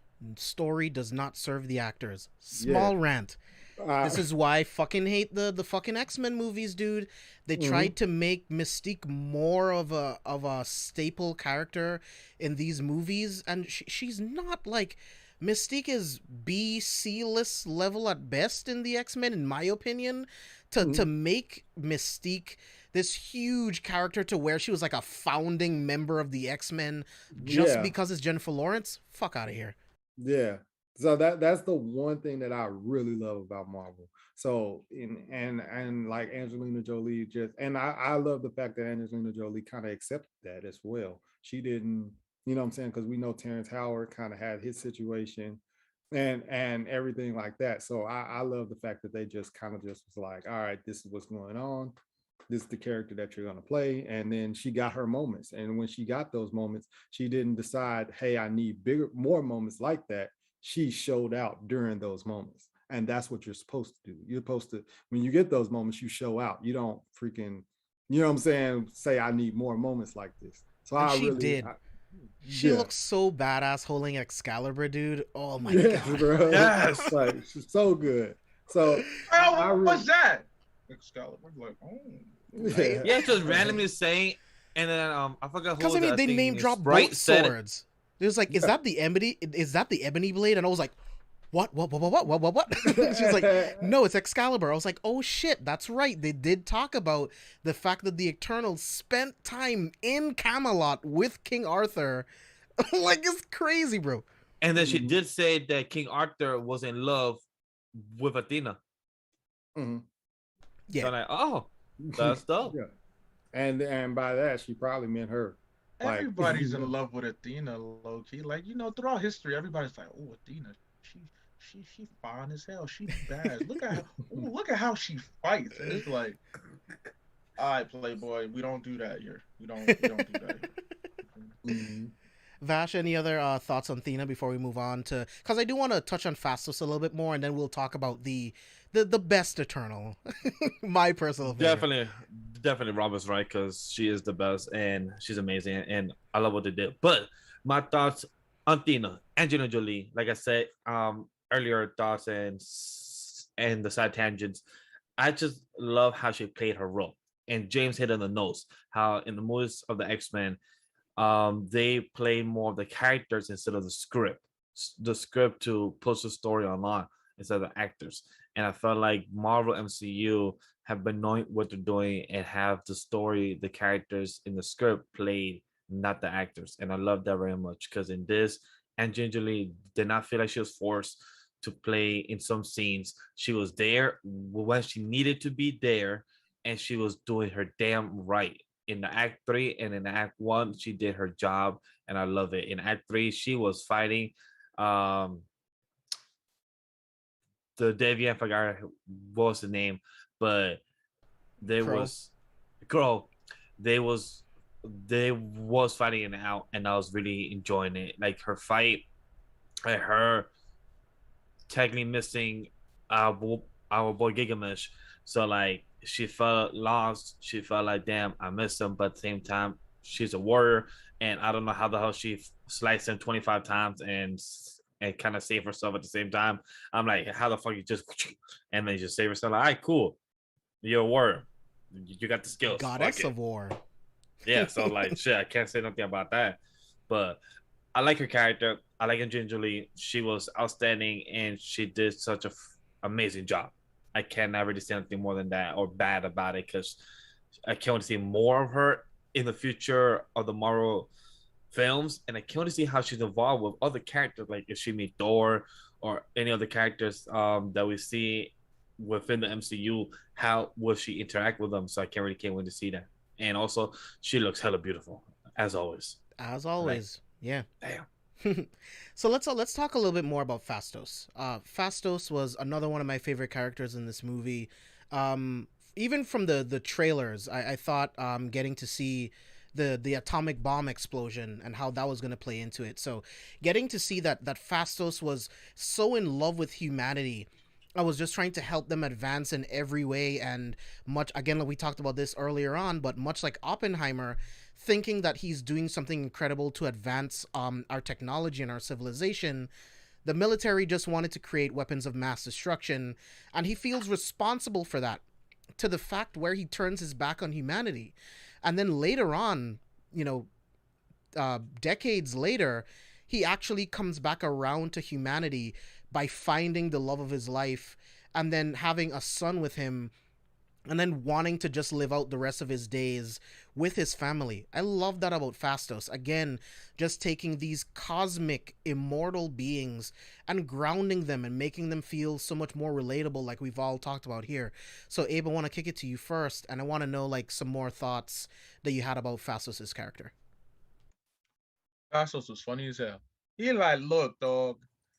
I tried to believe in humanity. The typical, scientific mind, like I can help improve everything, and it's like, oh no, it goes horribly wrong, which is so typical, right? It's so typical. And so I then appreciated his comic humor. Um, his son was hilarious. He's like, oh, you Superman, you Clark Kent. And like, I don't fly around with a cape, and it's like, oh, I. And then Frazo was like, yeah, should I call you Clark? It just, yo, I So love it. And I casual. love so much that he's eaten so well. Welcome to the MCU, fam. Like, this is great. This is great because he could show off his acting chops. I haven't really watched Atlanta like that, so I can't really Bro, say, like, Atlanta's oh, fire. yeah, I've seen a few episodes. I'm like, cool. But I love everything about Phastos' character. I love just how he approached things, and then when he got mad, and he was like, you know what, Ikaris, I've been waiting for your ass. I've been waiting for your ass. I've been waiting to clip your wings for a while now. Boy, I love that scene. I'm like, let's go, baby. I'm gonna get like, bam.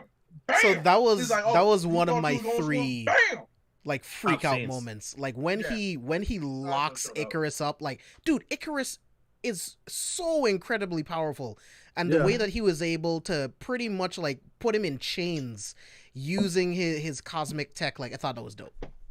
Yeah. So Phastos was great. Phastos was absolutely great. And all those who have issues with him being gay and whatnot, y'all, you know what? Y'all know what I'm gonna say. Y'all we say in the islands, we say in the islands, fire fibon. Steve, what are your thoughts on Phastos? So first off, I love Brian Henry in general. I don't watch Atlanta. I love him at Atlanta. Great show, man. Like Donald Glover is the creator, the writer. Like, it's an incredible show. Really good show. I love him in Atlanta. I love him in Widows. I liked him in freaking even this small part in the Joker movie. He's been in so much stuff. And I think he's been like in Marvel and DC. He's been on both sides. It was a few times for DC too. I think he's in something else DC. But he was in Joker. Brian Tyree Henry was in Joker? Yep. He when who was he in Joker? He had the files, and the Joker's trying to get his files to find out if he's actually that was him? Yeah. Holy shit. Okay, I don't know how I missed that. Yeah, it was like he was in there for like a small, and for him because his status as an actor, that's a small role, which is actually funny that he only I remember now. He's the guy that he talked to, trying to get the records on his parents. Holy shit. Yeah. So his range is like up and down. He's crazy good. So I love him in everything. So just him in this movie or whatever. His character, I like like you said, I like the final act where he's fighting Ikaris. He's got him in chains and everything like that. His character, like, it's like he wants to do. It's the same thing with Druig, where Druig is kind of like, I can't interfere. So he kind of steps away. Whereas he's like, I can't, I want to help. I want to do something. And he, like you guys talked about with the steam engine, he was like, all right, well, I'll give him the plow. I'm going to do something. Like he was more so on the side of, I'm not going to just stand back. I'm going to do something, even if, you know what I'm saying, it's just something small. And he's kind of the cause of the bombs and guns and weapons and things like that, and advancement in the world.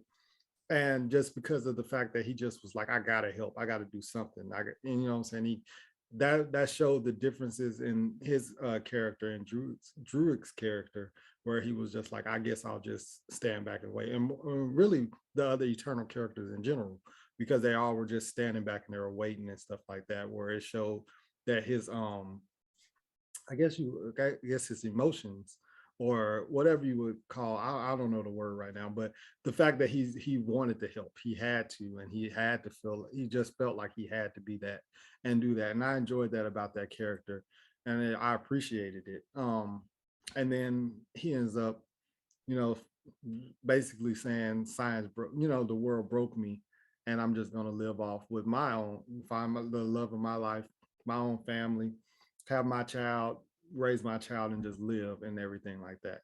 So I really enjoyed that. I enjoyed the fact that, like, you know, I appreciated the fact that his character was just like, I want to help and everything like that. And he got to a point where he just, even then, he just throw a little bone every now and then and helped anyway. And that's pretty much how I am. Like, I always feel like I need to help somebody do something or something like that. So I like that. I connected with his character. I think I connected with his character the most because of the fact that he just always is helpful and stuff like that. Yeah, love that. For me, I really enjoy his character a lot. He's one of my top three. Because even though he did not believe in humanity no more, like he gave up after the atomic bomb and everything. He just had no belief in them. But like any type of person that loses humanity, there's always love to kind of bring you back, because there's something that always little one small light that will bring you back of hope, and the and that's a love life. And plus, even Ikaris asked him like, "Will you be willing to help us?" Like, nah, man, I can't. I haven't used my powers in so long. And when he said, "Oh, word, wait, you haven't used the powers at all," and then boy just literally uses laser beams against his door, and it just bounced back like, "Oh, this is a strong house." And then it said, and it just smashes whole team was like, "Oh, I thought this was made of vibranium." But like, no, this was made IKEA. Fall like, collection IKEA. So like those small lines, like Abe said, it was comedic. It felt very genuine. And I just like his character because it felt where as a scientist, he felt flawed. He felt like he could help and progress people, but people are people. There's always a dark side. There's always a light side. Not everyone wants to actually progress. People just want to cause chaos. And I just love how him as a character, even after trying to save the planet, he's still a father, because at the end of the house, Angelina Jolie's character was so in shock with a toaster and just showing like what's her powers. Girl just took a whole spear to turn a guy in orange, and then him still being a father, like, you just lost the whole babysitter type of privilege. So I just love that, like, even him still being some type of eternal, still being a friend, he's still a father, and that comes first. So I love that, showing that first to us as the audience. So I really love that very much. Yeah, it's all very interesting. It's like Arishem was afraid of them evolving, but yet he let them evolve. It's like, yes, technically they were still on path, you know, to achieving their mission, but the fact that he allowed them to have so much free will and to change, it's just very interesting that he never intervened at any point, especially after Druig stopped war, which is something that they weren't supposed to stop, because war forces evolution, forces the population to grow and do other things. So it's like, it's all very interesting, and I question the motives of the Celestials. So let's finally talk about the Eternal that I think is the best character in the whole fucking movie, Makkari. I love this actress. She plays Connie on The Walking Dead. That's where I first found her. She's the actress is just so full of life, so full of energy. I just love her vibe. I love her on The Walking Dead, and then to see her in this, dude, Makkari has all of my favorite scenes. I love that she's been aboard the Domo the whole time. She's just been collecting relics from different time periods. She has Excalibur. She has scrolls from different civilizations. She has like sculptures and shit from like Rome and all over the world. She actually has like a PlayStation VR headset. She has all kinds of crazy shit that she's collecting. Yeah, she's reading all of these different books. Like, I just love Makkari as a character, and you guys know that I am obsessed with speedsters. And every time anyone asks me, James, what superpower would you want? Super speed. I can do anything. I don't give a shit about flying because I can run on water. It doesn't matter. I don't give a shit about super strength because once I generate enough speed, my punches are just as strong as super punches, as super strength. Which is getting into my favorite moments. Her just running back and forth and just beating the ever-loving shit out of Ikaris to the point where he couldn't even process the thought of doing anything. Like, she just fucked him up. So, Vash, I want to start with you. I want to know your thoughts on Makkari as a character and some of your favorite moments. My favorite moment is that when she was whipping Ikaris' ass, it reminded me of Broly whipping Goku's ass on towards the iceberg in the film. Because it reminded me of like, yo, she literally grabbed his head towards a concrete rock and literally just smashing him, going on super speed. And I'm like, yo, this feels like an anime scene from Broly just kicking his ass of Goku. I'm like, dude, I'm loving this just shit. The force of her stopping after she's running throws him into walls, bro. Like, it's so crazy how they depict her super speed. Rob, you're so right. Like, the cinematography, the way that Chloe Zhao filmed, the way that she runs is different from anything that we've seen, because we usually see everything slow-mo around speedsters to show us how fast they're going. But I love this in more. I love how they did it in this because everything goes by her fast, and that's how we see it. We saw her go around the entire fucking planet just like that. It was crazy, bro. Just watching her run around the planet and then punching him. Facts. This, like, you know how often, and I had this debate with my late brother George. He's a big Flash fanatic. Like, when Justice League came out, he knows I love Superman. He was like, Abe, I just want you to know that Flash don't go outside like that versus Superman. That was bullshit. That was some fun. And I was like, sir, I understand, but according to the DCEU, the Flash is gonna go outside to Superman. Run up, get done up, bitch. Like, what's good? Zhao did it the right way. She had Makkari giving Ikaris that work. And the thing is, it wasn't like, oh, Makkari was like, yeah, I'm about to break that. I'm about to beat this. I don't mean to distract. I love the fact that sign language was so used, and the fact that it led to such a spike in sign language being learned is so dope, because I want to learn how to do it. It was, and the actress, she's such a beautiful, beautiful young woman, and I adore her. But yo, she really went into that. Yeah, she really went into that. She was like, she was like, look, I ain't gonna like beat his ass because he's still Ikaris, but I'm gonna show him like, yo, I got two things. They called left and the right was good, and she used that speed on him, and Ikaris was having problems. He was having problems, as it should when it comes to a speedster, especially since you gotta remember, Makkari to human, she's Mercury. She is the god Mercury, the original speedster. And in the MCU, speed is not as really as distinct as it is when it comes to DC. So this is like the top of the top Makkari is. And it was a great fight between her and Ikaris that made sense, that wasn't cheap. Again, Zhao should have apparently directed Justice League. You know, I'm curious to see how she would have done on that dark side. Like, that shit would have been crazy. I really love how she shows that in a lot of DC properties, we see the speedsters like Flash and everything. We see the slow-mo scenes because they show us how the audience, how they see stuff, so going so fast around them, but for us it's so slow. I love how in this movie they show everything going fast because that's how it is. So supposed to be as from the moving eye, and I love that. And I love that little twist because we don't really get that. So I love that very much. And to Abe's point, I love how, for those that don't know, her husband was hired to show the cast how to do sign language and to show how to speak to her and also how to speak it very well within the movie. So I love that very much. That's one of my favorite things in the movie, part of a character and part of the production, because for a production to go that deep and actually do it well, and sign language is very lost with a lot of people, and I feel like a lot of people should learn that as like kids in school.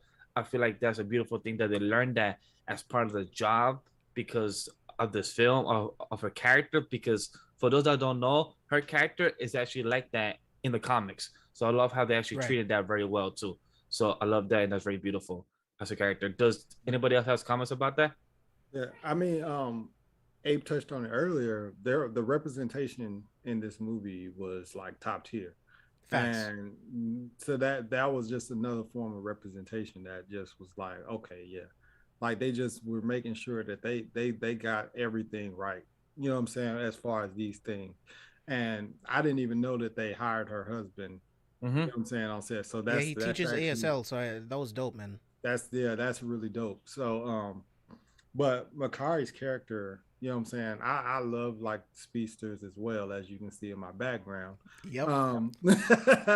But I love the speedsters as well. The fight was dope with her at Ikaris. Just I love that they lit up like her suit and they barely like touched lit up the background of her running, her like, you know, her backdraft of her running. And I like that more than just like making a whole like, no offense to DC, how they have the whole electric bolt in the back, you know what I'm saying, of them, right? The whole lightning and thing like that. I like the little small little, you know what I'm saying, wind thing. And that was something that you guys touched on earlier with Gilgamesh. You were like, it was a small like thing around him, around his hand to show that he had that ready to punch and things like that. I like that it was more subtle than just big dynamic thing because it was like it only takes a little bit for me to do this much damage. And I just show that it represents their strength and how strong that they really were. Like I didn't even have to go full giant hand and then punch you. Like I Right. can just barely put a little bit behind it, and that just shows how strong that those characters were. So I really enjoyed that. But yeah, the her character was really dope. We got to see even when she saved in the first fight. Who did she save? I can't remember. She saved someone in the first fight. In the very beginning. Yeah, in the very I mean, beginning. she grabs that kid, Yeah, she pulls him out of grabs the Yeah, the the way. kid. kid and stuff like that, and it's just like her little moments were dope. And then like she stood on what she believed in. There was times where she was having conversations on when they were like breaking up and um they all decided to go with Ikaris, or they decided to not go with Ikaris, and she was just like, you guys just gonna do this, like this not right, you know what I'm saying? And she stood by what she believed in rather than going with the wave, and I appreciated that about her character as well. Yeah, man. There's a lot of like to about a lot of these characters. I want to touch on Dane Whitman, but I think it's better served if we save him for our mid credit scene, well, post credit scene conversation. So I'll hold off on that. So let's talk about the production value of the film. So Vash, I want to start with you. How did you feel about the production quality of the film? We're talking cinematography, we're talking visual effects, we're talking music, sound design, all of it. Tell me any of your favorite moments. For music, I feel like they could have done better. I feel like they have gotten better over the years with their MCU films, with their scores, because I feel like DC still is better with their score, be consistent and more memorable. But I feel like Shang-Chi has had a couple of scores that were great and very memorable because I One of still my listen to favorite them. MCU soundtracks, actually. Yeah. Shang-Chi, Black Panther, and there's a few more you can name from the top of your head that are really good.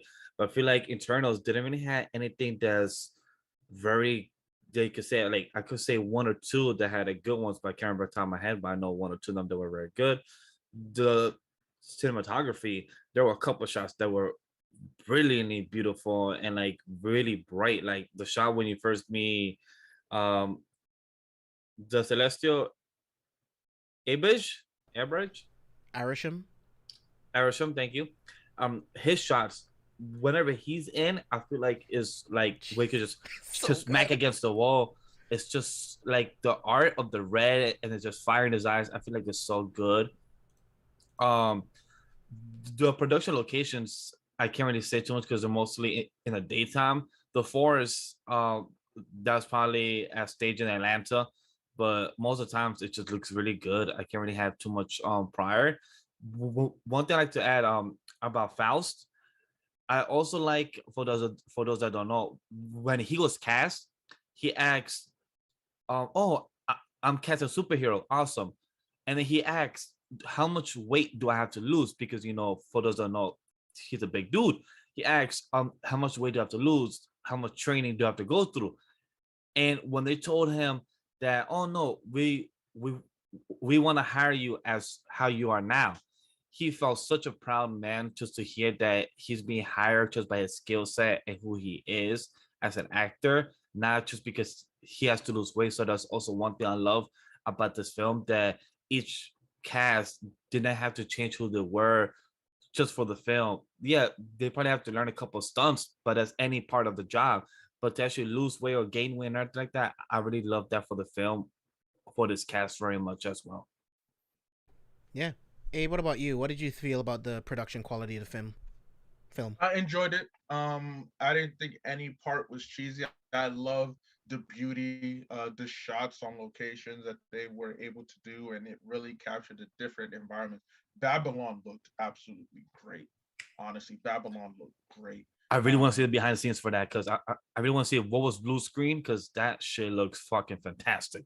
yeah, the and my favorite moments was when we saw Arishem, my fault, and just the beauty of Ajax when she was called upon or when she connected with him, and how it didn't seem cheesy. Everything just slowly dissolved, and you're now in space in the presence of such an immense, basically God, you know? It was just so dope and aesthetically pleasing. The music selection was really on point. Enjoyed every bit of it. Production made a great job. And Eternals for me lived it lived up to my expectations and actually surpassed my expectations because there was a lot of things I wasn't expecting. So great job by them and everybody on staff. Kudos to them. Beautiful film. Yeah. Steve, what about you? Oh yeah, same way. Only thing that I felt that was lacking is music, like Vash said. Mm-hmm. Feel like the music could have been a little more dynamic, things like that. Um, but other than that, I enjoyed the cinematography. I enjoyed the representation, like we've touched on before. What was the And budget? like it's not even just the representation. We had the LGBTQ representation. We had the ASL representation. We had Black people, Asian, white, Hispanic. Everyone got touched, and then like Vash also touched on body types. It was like, you know what I'm saying? Everybody wasn't some super swole, muscular, in shape, toned person. There was, you know what I'm saying, some people that were a little heavy set, some people that were super skinny. You know what I'm saying? Like it was just all different body types. And I appreciated that. That's something that, you know what I'm saying, that we don't get a lot in these type of movies and stuff like that. You're taught that to be a superhero, you're supposed to be 220-pound brick house. You know what I'm saying? Like that's what you're supposed to be. So the fact that you got representation in all those different body types, I thought that was really dope. The acting was dope. I like the characters, and the overall story was pretty good as well. We got to see that whole situation where I said, well, you got to see the Ikaris, the twist and everything with Ikaris actually killing what's her name? Akash? Ajak? Ajak. I don't know why I keep saying Akash. Ajak. So you got to see that twist and everything like that.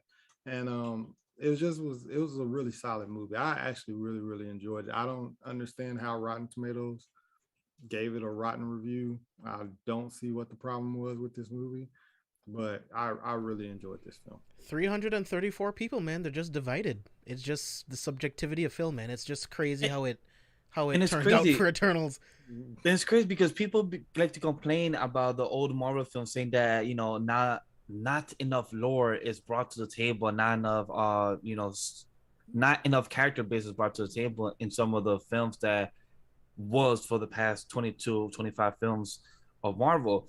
But this film literally fucking gives you lore of fucking 7,000 fucking years and lore of the grander scale of the Marvel Cinematic Universe, and is mostly character driven. So in what the one fuck movie. you did not like? What the fuck you want to complain about this time? And Like- this is, and like you said, this is the first rotten film. This is the first rotten MCU movie, which is Like- bizarre. Bizarre Me, with the Iron Man. I don't Dark care. World. I don't care about Rotten Tomatoes. I've never. Ragnarok. It's just I just use it as a reference. Oh no, I You get know? it, but a lot of people do care for Rotten Tomatoes, and a lot of people don't really understand Rotten Tomatoes because Yeah, people a need to say lot of that people it's, don't get how it works. it's literally an average score. It's not what people actually feel like it, because people think just because it's 47%, everyone thinks it's 47%. No, it's not. It's just an average score of what those 334 people have review it. It's just that more than half have disliked it, so that's why it's so low. People, that's a whole different conversation. But I just really enjoy the care and the risk Marvel and Kevin Feige did for this film, for them to put the trust on Chloe and these characters on the big screen. And I'm glad they did not push this, to the Disney Plus and actually had this on the big screen, because I'm glad they have faith in this, that they have faith on the script and the execution, and hopefully they do a big enough turnaround, I forgot what's the word for it, for them to actually want to make more of these films and put the sequels for it. Yeah, I mean, you touched on something right there, right? Like Marvel Studios taking chances. Bro, something that we didn't talk about yet. This film gave us the MCU's first straight up sex scene. Like straight up sex scene. I did not think I did not think it would be that like involved, because Oh yeah, true. Because I mean, even in Iron Man, the only thing that we saw in Iron Man is them rolling off the bed and laughing. The only thing we ever see is people like waking up or fading to black, or just like the suggestion. No, Ikaris was in there, bro. On the beach, he was in there. And we heard the thrusting too. I was like, we heard the thrusting. I'm like, this is a children's movie. He's thrusting. So there was the kids in pussy the right theater. now. Like, I was watching. I'm like, wait, is he dead as thrusting? He's like, yeah, and talking. I'm like, he is in they're not gonna the fade to black ocean, yet? on the ocean, bro. Hey, I'm like, sex they're on not the gonna fade beach. to black yet? I'm like, they're gonna Sex cut on the through beach. to a different scene. Nah, they just I'm like, show the thrust. Like, yeah, baby, it's still happening. I love you. I'm like, all I right, love bet. you. I love you. I was like, okay, cool. We Bet. know you love her. Like, all right, cool, Nah, don't copy. do it. Don't do him like that. Because the way you were saying it, man. Don't do him like that. Don't do him like that. Yeah, but real quick, if you guys have any comments on it, like, let me know what you thought about like the MCU's like first like straight up sex scene. I feel like Jackie Chan in Rush Hour 2 when he was like, "Slow down, baby." Oh my god, I love that. With the camera, oh my god. Oh my god, we're taking two like, yeah, slow down, baby. Yeah, just go slower. Yeah. Look, I like the move because it's like, yo, this is mature. We're gonna have show you mature stuff, like not just violence and whatnot. And I appreciate it because, like I said before, the reason I'm not the biggest fan of Ragnarok is just the comedic joking aspects of it. But here it's like, yo, we're gonna show some mature content. Yes, there'll be sex scene. When we get Deadpool, that means like, hey, you're gonna be willing to go that route when you bring Deadpool into the main MCU, when you cover other stories. Because I mean, we've always known that they're willing to take it there. You look at the Marvel Netflix shows like Jessica Jones and whatnot. So now to know that, hey, they're not going to shy away from it. Yeah, exactly. The fact that they're not going to shy away from that really, and they're just easing themselves in, I appreciate it. Big facts. Yeah, so let's move on to the end credit and mid credit scenes. So first one up, I thought this one was really, really dope. This got spoiled for me by like Variety, I think, but it was cool to see Harry Styles being introduced into the MCU as Eros, aka Star Fox, the brother of Thanos. So this is where it all gets really, really cool, right? Because for those of you that don't know, yes, Thanos and Eros does look very different, but it's simply because Thanos was born with a deviant gene that makes him look that way. But Thanos is an Eternal, so it's like it is very interesting to see them bring in Eros after Thanos' death. So what did you think about Eros's introduction, and how do you feel about him using his orb to help the Eternals that we know, help them find their friends. I'm very happy. One of the major questions I have is, so are we truly done with Thanos? Are we truly done? Because one storyline, which is a recent one, the Infinity Gauntlet storyline that came out, is like, oh, are they gonna bring back Thanos? You just be like, hey guys, y'all thought y'all killed me, but I have plans in place. But at the same time, I like the fact that Eros is in here, and the Harry Styles cast makes so much sense because Eros is god of love, for lack of to just keep it That's simple. going to be weird. And you have, yeah, it's going to be weird, but you have basically a pop culture icon for a certain demographic that I do not relate to. And it's gonna bring more seats and more money, most likely. Yeah, as well, for people that have not flood watched the theaters. They'll be like, "Oh my God, it's Harry Styles!" oh my God. I don't know who Harry Styles is like that. People are like, "You don't know One Direction?" I've heard of him. I can't really say I know a song. Like that's what makes you beautiful. It's not my genre. Okay, it's not my genre. It's not my area that I prefer. Yeah, their music isn't my music, but I mean, yeah, I saw them being formed on American Idol, so that was interesting. Yeah, so it's cool. Congratulations to him. That was American Idol. Yeah, so American Idol put out some people. But I thought that this now opens up really fun possibility because when Eternals first came out, even we knowing the scope of the Eternals, we didn't really expect for more to occur from it.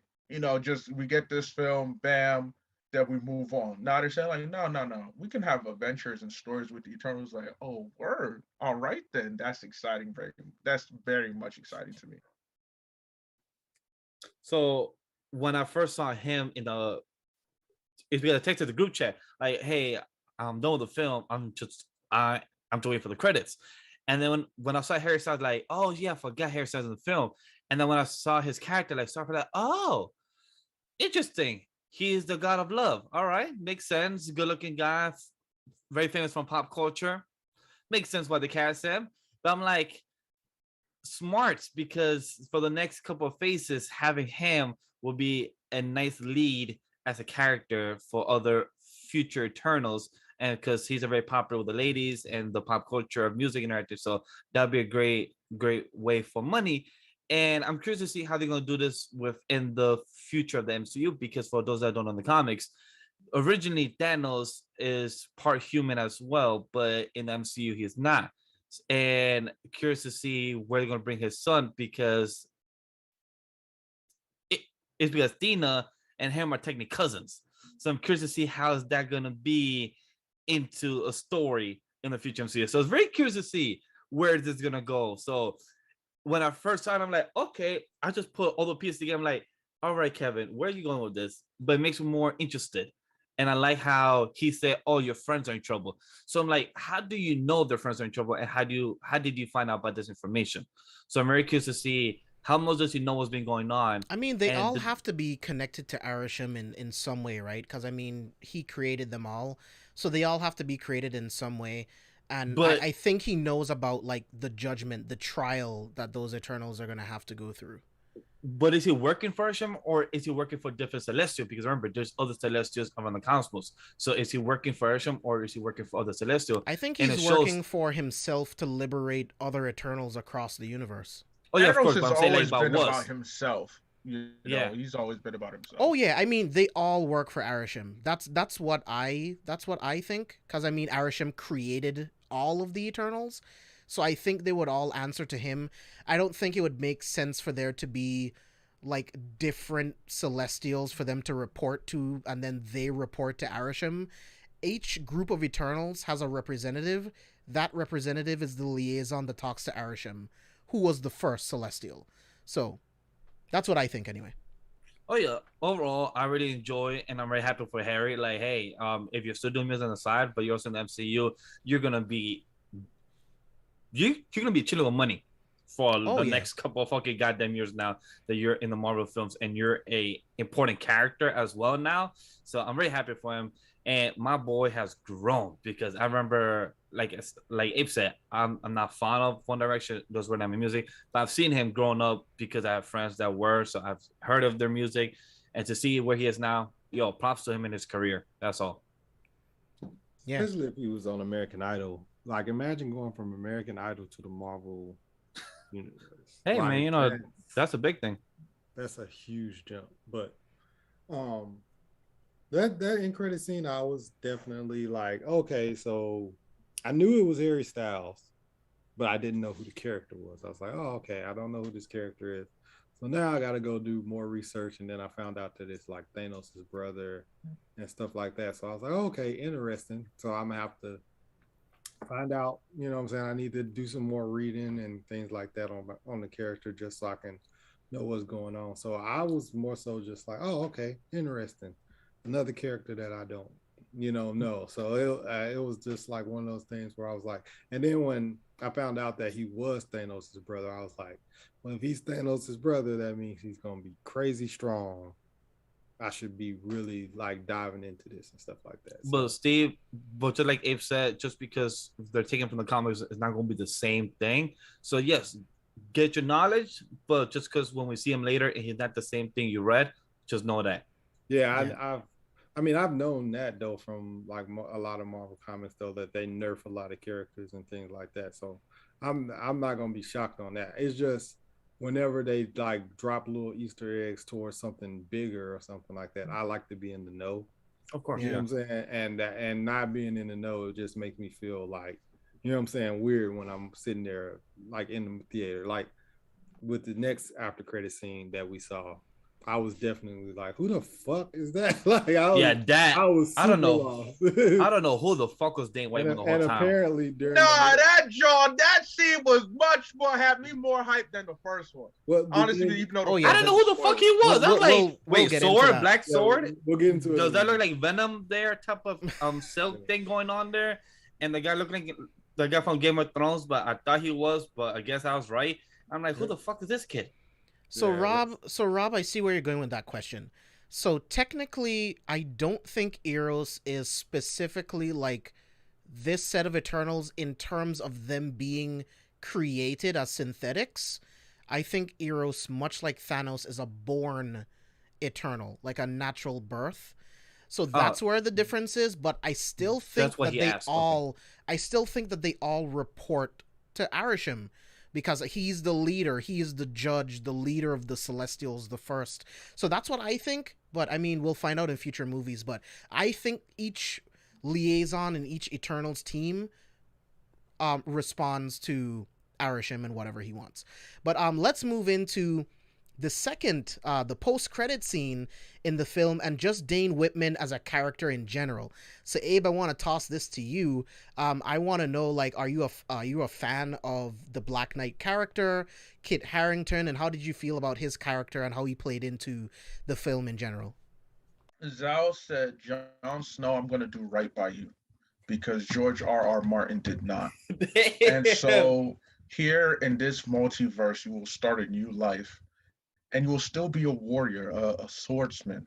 You will become the Black Knight. And it fits, because if Kit's biggest role is Jon Snow, and just the character depth that he had as Jon Snow, it fits well for the character of Black Knight, especially his in particular, Dane Whitman.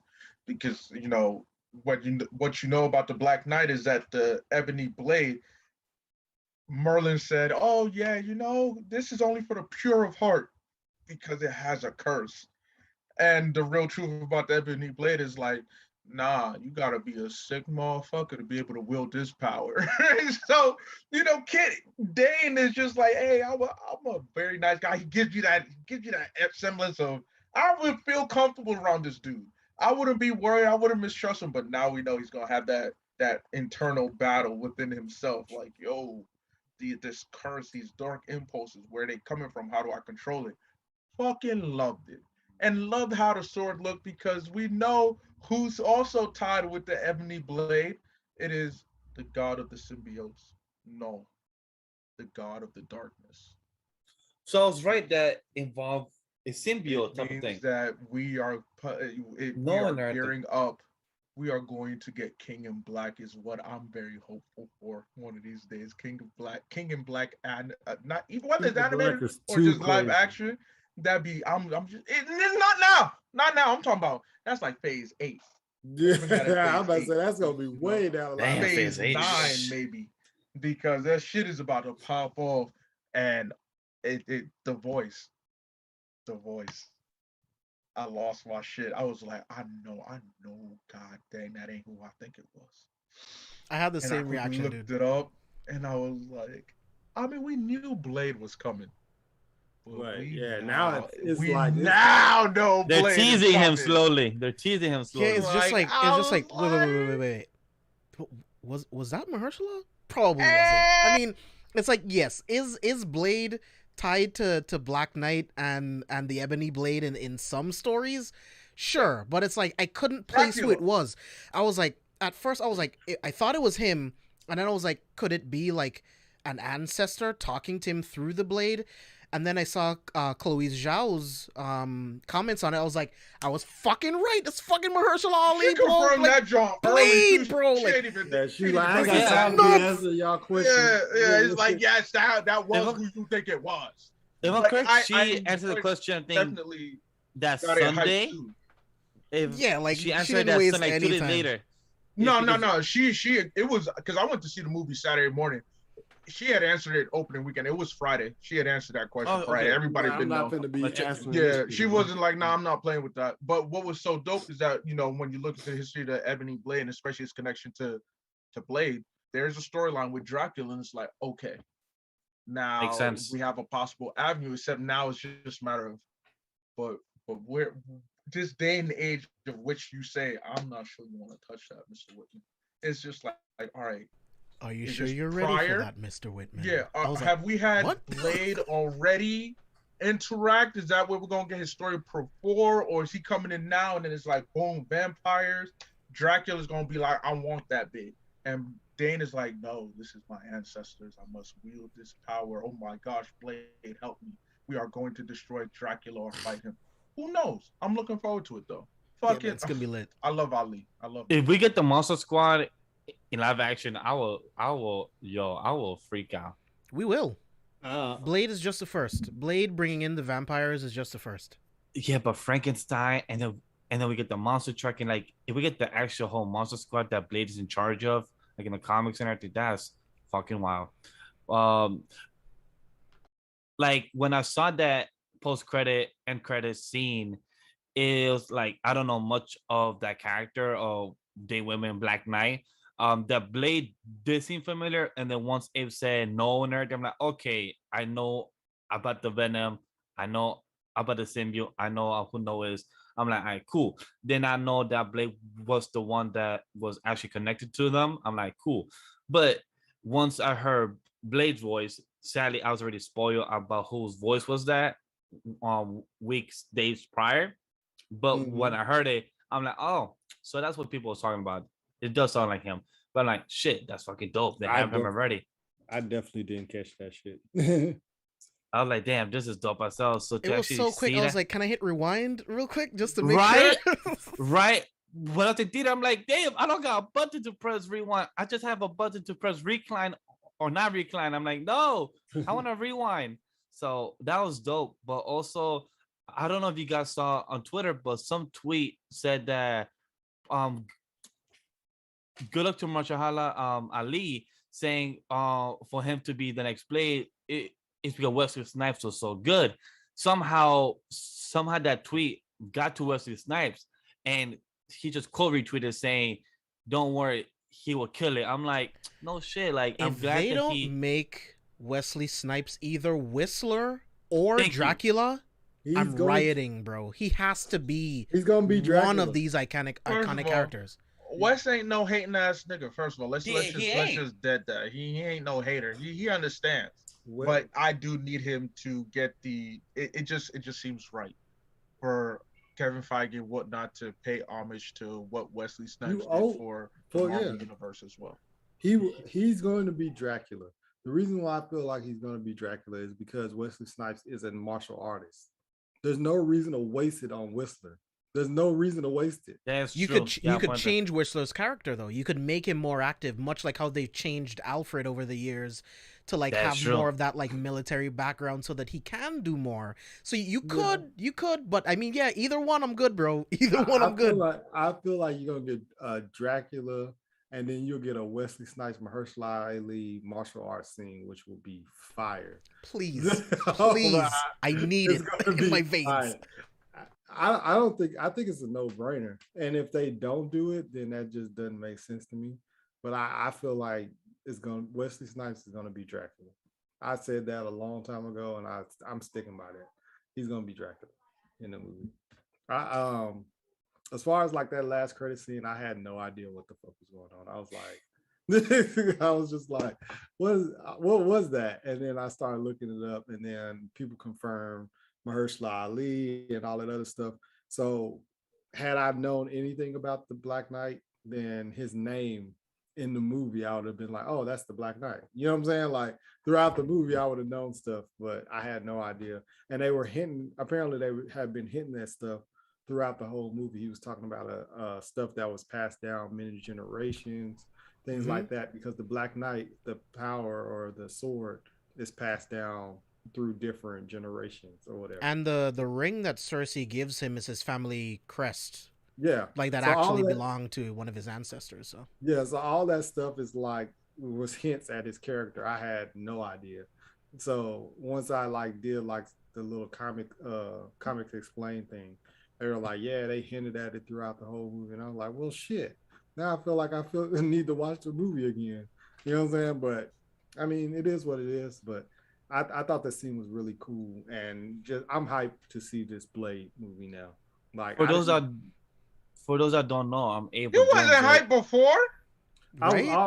I was already hyped, but I'm saying No. He's You more said hype. what you said. No, you said what you said. He said that he's Ain't more no hype more now. hype. This is the movie of the year. Blade is the movie that we all need to see. The way everybody came out for Black Panther, I need that same energy. Facts. I think, yeah, I'm hyped Agreed. for it, but like, it's like the fact that they're doing it in end credits means that it's coming. Like, it's coming a lot sooner than what I thought. I'm thinking we all thought. I'm thinking Blade. We're not seeing Blade till 2025 or something like that.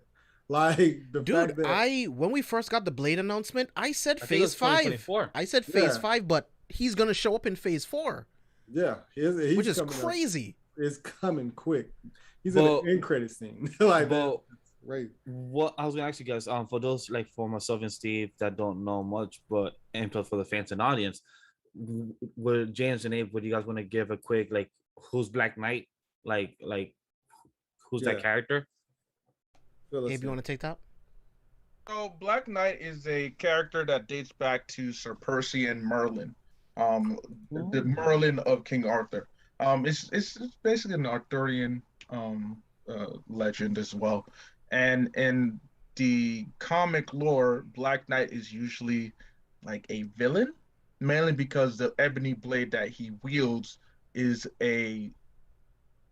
as Merlin Sir Percy told other wielders, it was a sword that you had to be pure of heart to maintain. Only the pure can maintain such a vile curse and then still be good. Nah, you had to be impure of heart.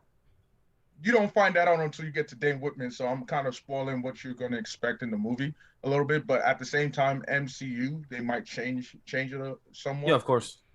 So you're going to get Dane Whitman is basically the first wielder of the blade, the first Black Knight that is like, yo, I'm actually going to try to be good.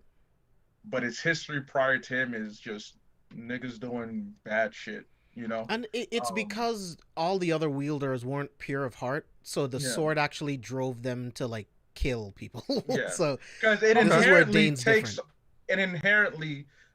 seeks out the dark parts of your soul, and that's what it feeds on.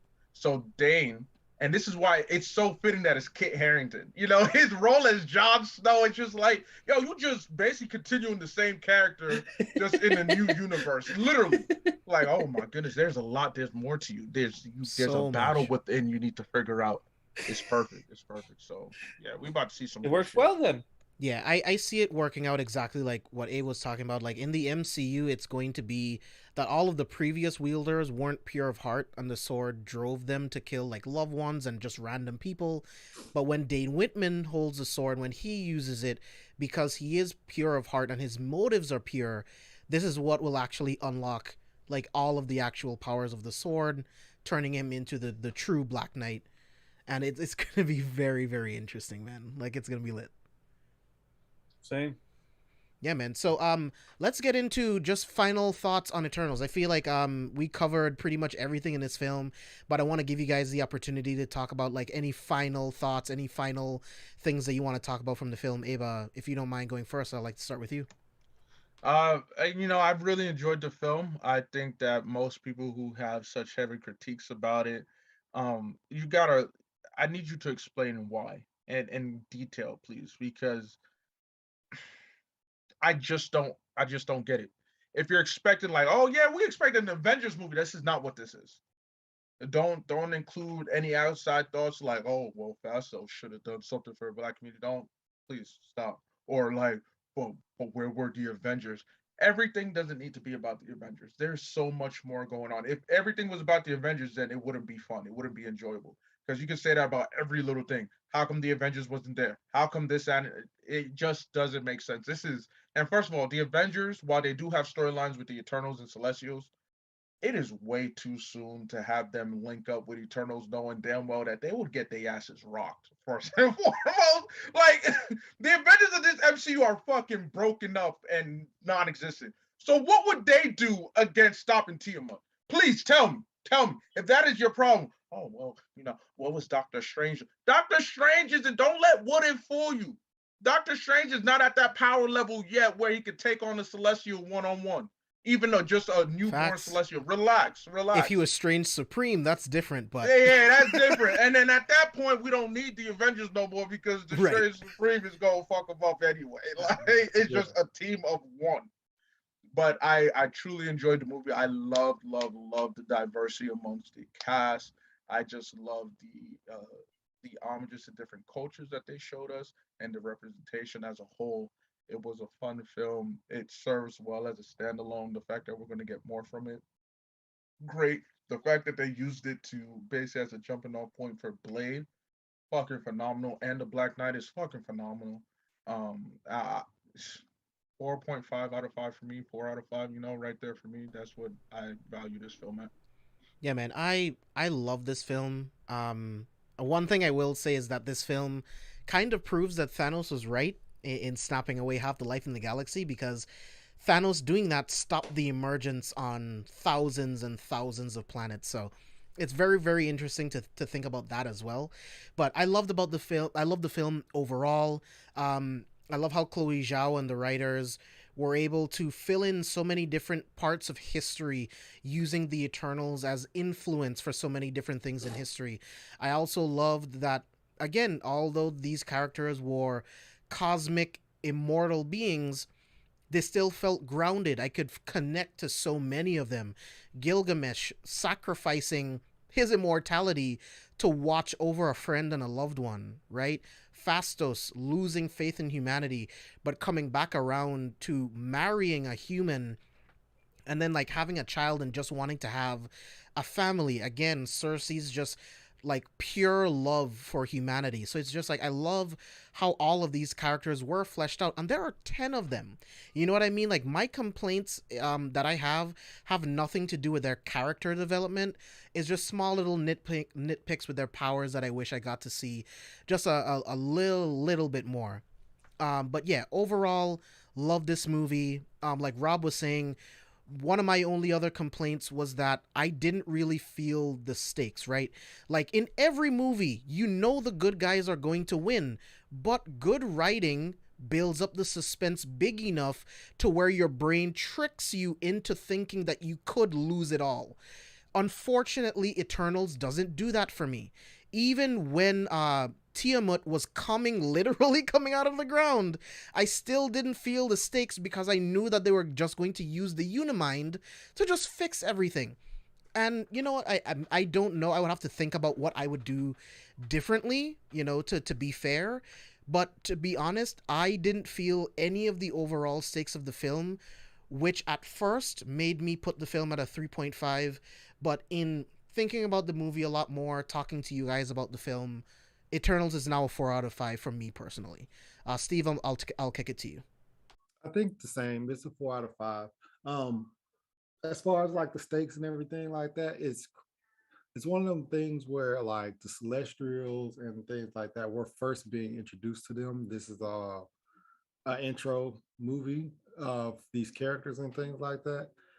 So people of my stature that aren't like super up to date on it and things like that, we don't have those same built-in stakes.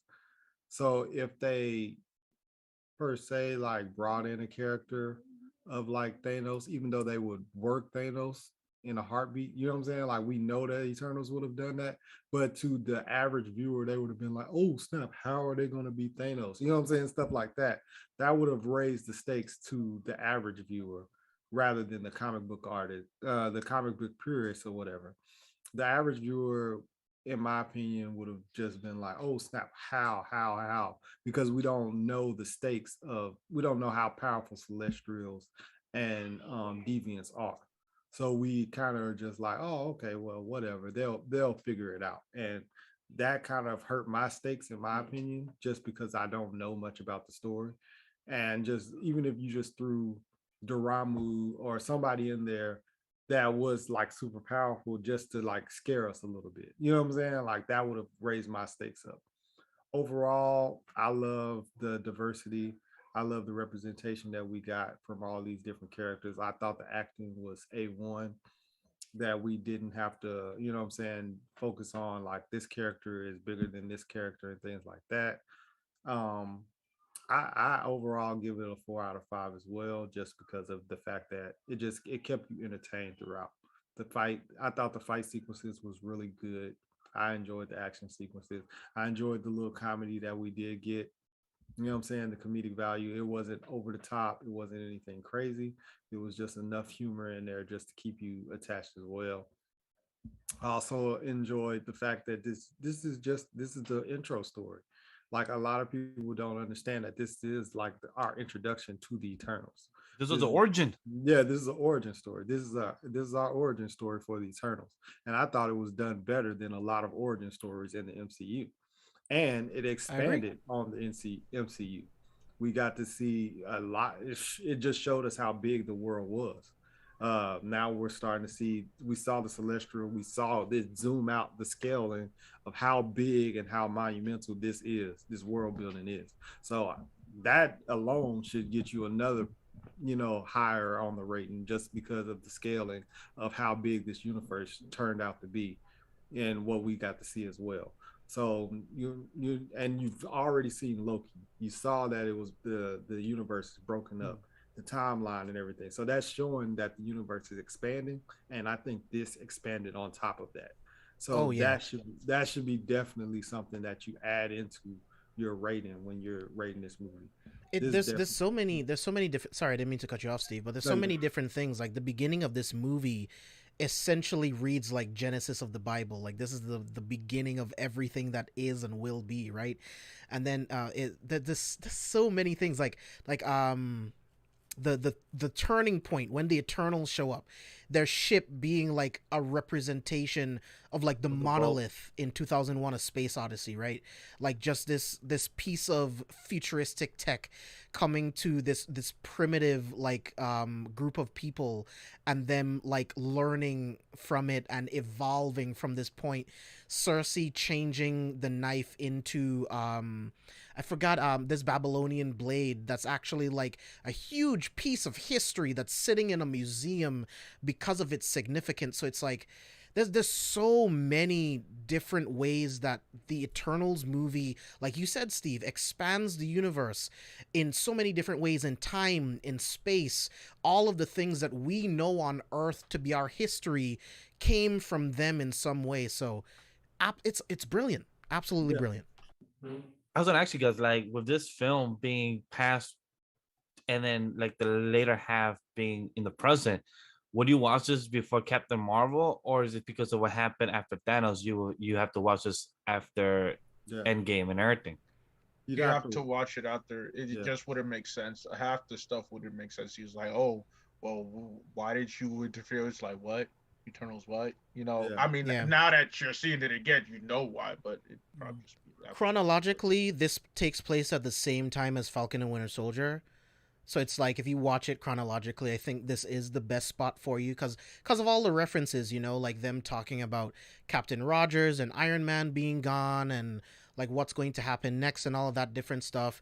And just real quick before I let you go on your final thoughts, Vash, Rob, I actually like that there's still part of the Celestial sticking out of the Earth, right? It is now a part of Earth's history. It is now something that people can't ignore. There's going to be, bless you, there's going to be news reports about this. You can't escape it, right? The Earth has just been opened up to an even higher form of alien life out there, right? Like, we learned about Thanos and now the Eternals and all of these different beings, and now the Celestials. There's one that grew out of our Earth. The very end of the movie has a giant celestial head in the middle of the Earth that everyone on the planet could see. You know what I mean? So I think it's a mark that we can't like go back to ever again. Like, this is another way to evolve the Earth and all of its blemishes from all of the different wars and aliens that have come across the planet over the past couple of years. My complaint, or not really complaint, is I get it. The director or the story want to make it very ambiguous, and maybe we hear more about it in the later films or much in the later TV shows. But I wish we heard more of what the news forecast told us. Oh, there's a big strange rock out of the water. I wish we got more information of what the world or what people thought about it, and if they were gonna find out, oh, this is like an actual alien being. But we didn't get no information about that. It's very ambiguous, but maybe it was a plan for that. So that's just my assumption that it'll be in TV shows for sure. Because I mean, Secret Invasion, there's no way that they'll gloss over that shit. I think we'll see it on like She-Hulk. I think we'll see it all over the place. Like, that's where we're gonna get all of that extra stuff. Even the Atlantis stuff. Like, I think that's where we'll start to get like some more crazy shit. Because I mean, a celestial being literally rose from the core of the planet. It had to destroy sea life. It had to obstruct something that belongs to Atlantis in some way. But that's a whole different podcast. Finish your final thoughts, Vash. Overall, for this film, the council villains have said it, most of it all. All I could say, I as well do give it a 4 out of 5. I enjoyed it. It far exceeded my expectations. It was really enjoyable film. If you're a fan of the Marvel Cinematic Universe and you already sat through this as a whole spoiler conversation, and you was a bit disappointed or a bit lackluster, and hopefully we change your thoughts or expanded your mind about the film, because if you wanted more lore of the MCU or more character base, this was a film for you, and it literally gave us more of what the next phase 4, phase 5, 6 is going to be coming. Because if you're a fan of the X-Men, if you're a fan of the Fantastic Four, they're involved with the Celestials, aka Galactus. We're involved with more of the space type of storyline with Jack Kirby's storylines and this comics. So hopefully, if you was entertained by this, you will get more of this type of stuff in the next coming films, in the next coming phases, because this is something that will be up your alley. And if you want some comics of these, hit us up in one of the DMs, because we will love to talk about this more. And event they won't slide into my DMs. Don't slide into my DMs. Don't do that. All right, sorry, not to Abe. I guess it's just me, Steve, and James. But also, if anything, one of these months we will have a Jack Kirby type of special, just to talk about his comics, because he makes some crazy ass comics. But this film just far exceeded my expectation as an Eternals, because who the fuck thought 20 years ago you'd be watching cartoons of the X-Men and set up Spider-Man and the Iron Man, but then 20 years later you're seeing an Eternals type of film in a grander scale of a connected movie films. Like, that's the most craziest thing. Yeah, dude, who would have thought we would see a Celestial literally form a galaxy right in front of our eyes on the big screen? Like that's insane. Yeah, it's comic book movies have really come a long way, and the MCU is only going to expand. It's only going to get bigger. It's only going to become more interesting. So yeah, man, Eternals is a great watch. What was your score, Vash? 4 out of 5 as well. Yeah, great film. Can't wait to see it again. Honestly, like now that we talked about it and getting all of your guys' different perspectives, like there's things that I see slightly differently, things that I'll go in and give a little bit more leniency to, but yeah, I can't let go some of the specific negatives that I have that I feel like just basic writing could have fixed. So that's gonna be our eternal spoilers discussion. This was a lot of fun. I really like this review structure. I feel like it allowed us to hit on a lot of different points on the Eternals movie. Thank you guys, everyone in chat, for being here. I really appreciate you guys sticking with us over the last like 3 hours and 5 minutes, just breaking down this incredible film. So, Abe, tell the people where they can find you online. And Rob, we haven't, but I'll try to talk to the guys. Maybe if we could do a little pre-recorded video and have that for Friday.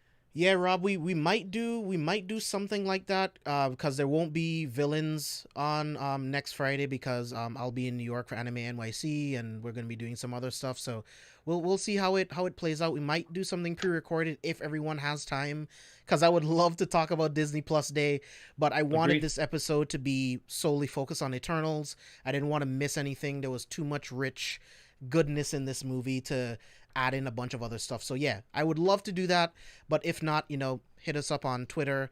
I covered everything on there. I'll be writing an article on the website as well, talking about my thoughts, recapping everything from Disney Plus Day. So we'll have something for you guys. But Abe, where can the people find you?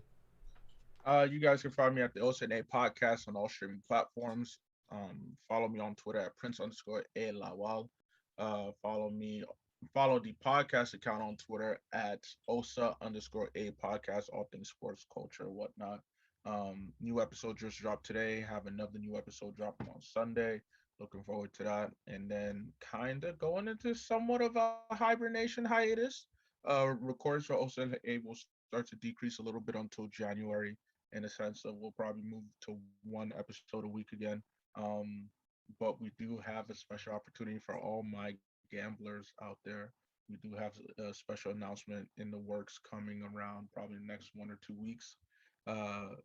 Check out Inside the Mind of a Blur. Check out their merch store. Check out my Anaka Mixer for sure. Of course, careful for spoilers, anime lately, and please, please, please, I ask you this all the time. It's not more of me asking, it's more of me telling you what to do here. Go on Twitch, follow Spicy Lady Gaming, because it's a fun time when Spicy's on there. She's hilarious. It's a lot of fun. The son of Darkseid, the Jin of Apocalypse, the King variant, Laburu Anikulapa himself. I always have a good time on here and definitely enjoyed this movie. Thought it was great. Thank you for all those who tuned in and listened on this Friday night, because the turn up is real. Your boy faded in the clouds right now, but we good. Y'all have a wonderful evening. Steve? Yes, you can follow me at Inside the Mind of Blurred. Follow me at My Naka Mixer. You can find me on Careful Spoilers. Find me on Scholar Scuba Steve, Dazza Sports, and Mobcast Mafia. Yeah. My social handle is Scuba Steve 1428. And yeah, man, right now I'm just grinding. Really, I'm trying to do this webtoon. So that's what I'm working on right now. Other than that, thanks for having me on again. Well, thanks for tuning in, not having me on. Thanks for tuning in. Sorry, I'm out of it. It's been a long Steve day. forgot he was an equal co-host.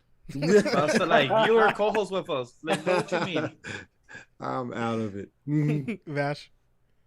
Check me out on the C4SVillains, because I probably will be on one more show consistently before I go back to work on Fridays. And then I'll be here whenever I can and hope to be on consistently. And check out Anime Podcast whenever it is live, because there's been some rocky parts on that. And Shonen Ronin on Sundays, because that is still been consistently live on Shonen Ronin every Sundays at 1 p.m. I believe we've been going live. And everything else on Kill for Spoilers that I'm part of, because we've been doing shit. So continue to subscribe, because guess what, motherfuckers? We passed 500 subs. We didn't say in the beginning, but we passed fucking 500 subs. I'm just happy to say also, it. Road to 1,000. Also, I might as well announce this too. Just because Anime lately hasn't been recording as frequently. Just congratulations to Anime lately for hitting 10K plus That too. downloads, Shit. listens on the audio side. They've been doing it. I guess we've been doing it, so it's really dope. Shout out to Sam the Mega Man. Shout out to Ray Apollo. Shout out to Spicy Lady. The rest of the cast is here already anyway, but shout out to them for real, because we've been doing the damn thing and it's lovely. Yeah, man. Vash, any other plugs? And follow me at Legendary Vash. I'm on Twitter, IG, and everything. For some reason, I've been using IG. I don't know why, but I get bored of it very quick because I also hate myself while I'm using it. I prefer Twitter. But yeah, just follow me there. I'm there. That's life and production. Yeah. You guys can follow me all over social media at JB Exclusive. Follow me on Twitter if you want to get a bunch of movie reviews, me talking about comics and stuff like that. I did a review for The Harder They Fall. That's up on the channel right now. Go ahead and check that out. As soon as we're done with this episode, I'm going to watch Red Notice, and I'm going to be putting out a review tomorrow. So make sure you guys check that out as myself, well. Baby. Follow Abe on Instagram. Abe has been doing a bunch of reels on Instagram talking about Chucky, talking about other horror movies and other stuff like that. So make sure you check out those videos, share them, let him know what you think, give him that feedback. Check out Steve's webtoon. Like he said, hopefully we can get him on Anime Lately so that he can promote it, talk about it, get it out there. Steve's a really good writer. So I am very excited for this webtoon and another project that him and I are going to be working on. So got some great shit in the works. Again, congrats to Anime Lately, 10,000 downloads on the audio side. It's amazing. We're constantly growing on the YouTube side. Shonen Ronins has been doing better and better and better. So I appreciate every single one of you guys that tunes into every single episode. Again, we've been here for 3 hours and you guys have been here in chat talking Eternals with us. So really, really appreciate you guys. Besides that, go to carefulforspoilers.com. You'll find links to the Patreon, the other podcasts in the podcast network, the merch store. Go ahead and grab you a shirt. It's hoodie season. Grab a hoodie over there as well. Thank you guys so much for joining us, and we'll see you guys on the next one. And say hi to us at Anime NYC. Yes, see you there. Maybe. Psych out, yes, you are.